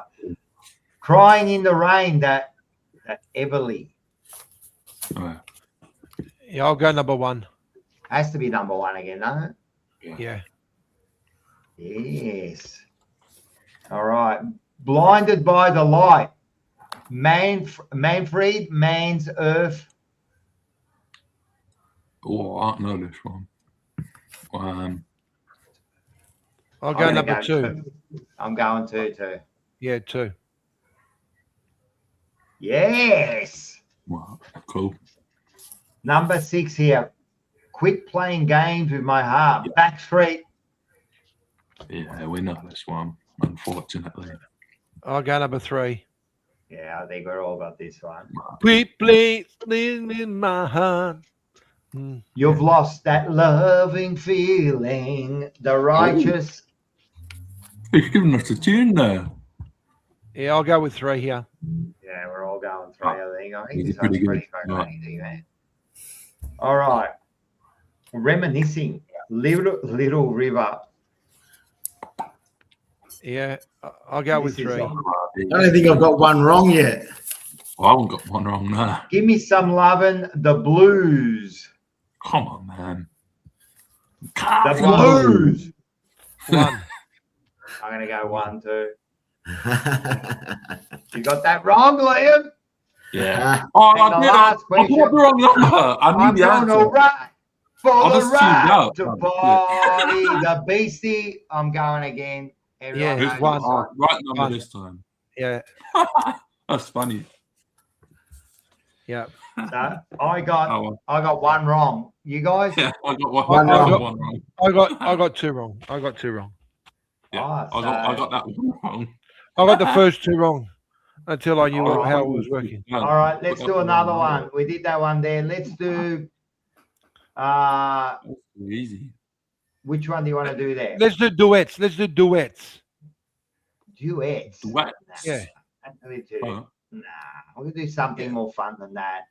Death of pop stars. Oh, real names and musicians. What about that? All right. right. Let's do that. Let's go. Real names and musicians. Same thing. Robert Nesta is. Ooh. Oh, this is interesting. I'll go number one. Number one. Far out. That's All right. like I'm going to go Bob different. I'm going Marley. to go number two. Number three. Bob Marley. No way. No woman, no cry.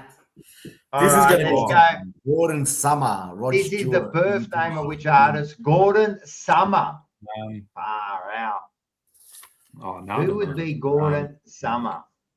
I'm going to go. I think I'm going to go four for some reason. I'm going to go for one. Yes.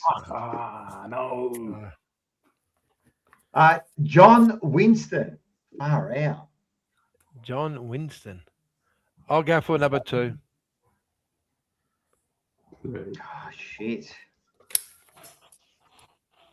No, I'm going to go three for some reason. Johnny Rotten. Oh, two. Is it really? Wow. Cool. Didn't know that. All right. James Marshall I'm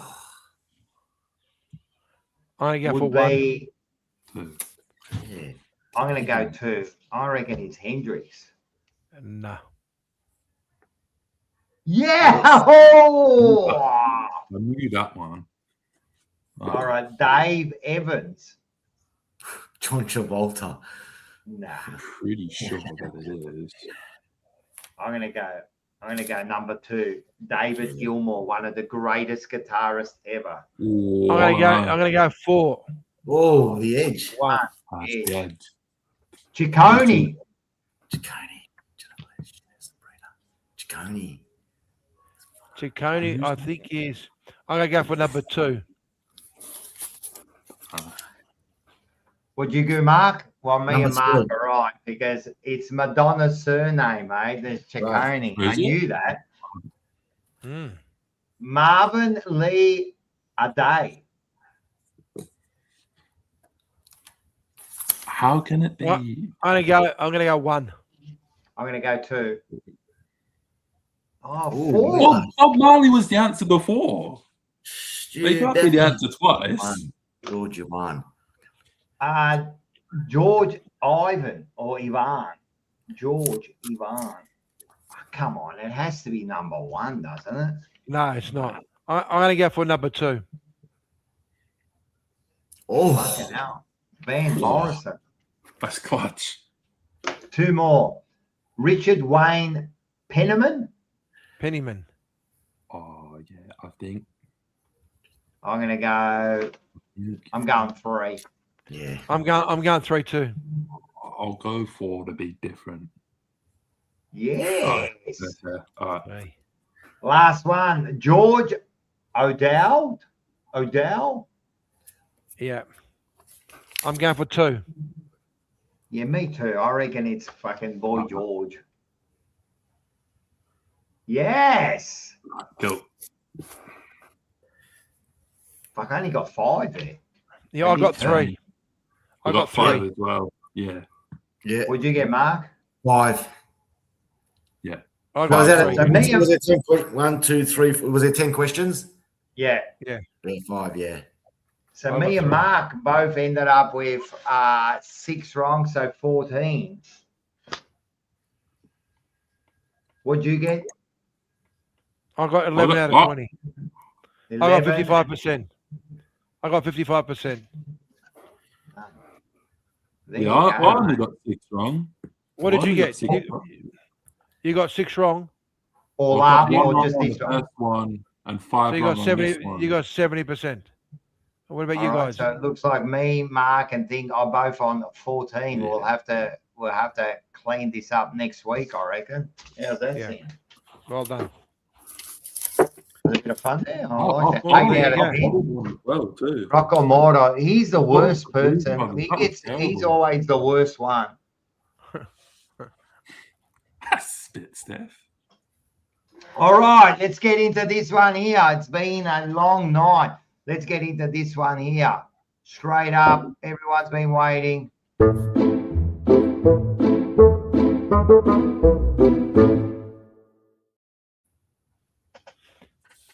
Oh, okay. Is that my segment? It is your segment. All right. So there was a lady who worked the streets for a number of years, and of course she after 10 years working as a prostitute, she said to one of her girlfriends, "You know what? I think I'm going to try and find myself someone. Maybe I trick him, and I'll try and see if I can maybe potentially get pregnant. Then I'll have to force him to be the father."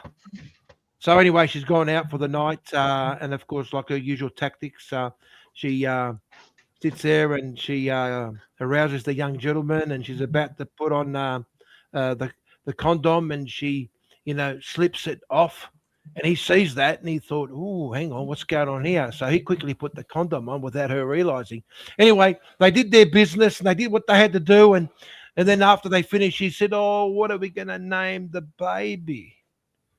And he said, "What do you mean?" She said, "Well, we've just made sweet love, if I fall pregnant, what are we going to name the baby?" Anyway, he pulled out his tool, ripped off the condom, tied it in a knot, and he said, "If he gets out of this, I'll call the little prick Houdini."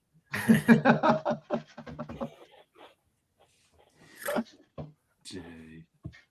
That's actually it. He's happy with his work. That is actually not too bad. We got Geelong Zone. He's doing a bit of a ha-ha. So we got a few laughs here and there. That wasn't actually too bad because I didn't know what was coming there, so I had no idea. So I like when usually I know where the joke's going, but that one there, yep, Peter V's giving you the thumbs up. Matula likes it, thumbs up. So if you're getting your fellow Greeks to love you, you're doing all right. Manny just laughed at his own joke. Hey, listen. There's nothing wrong with supporting the cause. Yeah, I agree. All right. It's been another long show. But it's been a good show. Good on you guys, man. You've done a great job tonight. Make sure you catch all the shows. Tomorrow will be the Selection Blues. We'll get all the teams out. The team that's going to smash Essendon. So that, our bet. What are we going to do? I'm not quite sure. There's a couple of suggestions there on a chat, but I think we'll have to both come to an agreement, Rocco. We'll come to an agreement during the week. Sounds we'll come good. to an agreement. It's going to be, I'm not shaving. No. Rocco, you saw me in Home and Away. I don't think I ever was on Home and Away. I was on Neighbours 3 times, just quietly. What do we got here? We got here. Great show. Time for Go the Blues and then off to sleep. A house tour. How does that work? I don't get what I thought. Make sure everyone hits the like and share buttons. Make sure. So we've got tomorrow Selection Blues. And we've got then on Sunday night, we're going to have the watch along with me and Bo. Then we've got emergency meeting. And then we've got Monday is back to Blue Sunday and then back to all our shows. And we'll be all back. So make sure you catch all of them. Make sure you like, share, and subscribe, guys. If you haven't subscribed yet, subscribe. Let's get it back over at 4,000. Thanks, guys, for everyone for joining us. It's been a good show. I like it. I like the banter. I like that all your teams are shit and mine's good now. So it's all feeling good. So we're back. Blues are back. Let's get very much longer. Well, that's what you've been saying for a while, Marco. and we're improving, and you're not. You're still the same. Actually, you got worse. You've got worse. But let's make sure we all enjoy our games, except for Liam. There's no game. You can have a rest. You deserve it. No, Liam. look, I'll be back at the local footy. Be watching East Perth, so that'll be fun. Oh, yeah, that's right. Are you going to go to a game at all since you're in Perth? Are you going to go to a game? You're going to go to the West Coast game? Or are they playing here? I might head out there. I might head out. I think it's their home game. So okay. Perfect. Good team, Port Adelaide. Not West Coast. We will get in touch via Scott or things. Thanks for Lucas on the Geelong zone. Thank you all, guys. Thank you for joining. It's all good. We are the Mighty Blues. And guess what? The Blues are back. Pies. Go, See you Bombers. guys.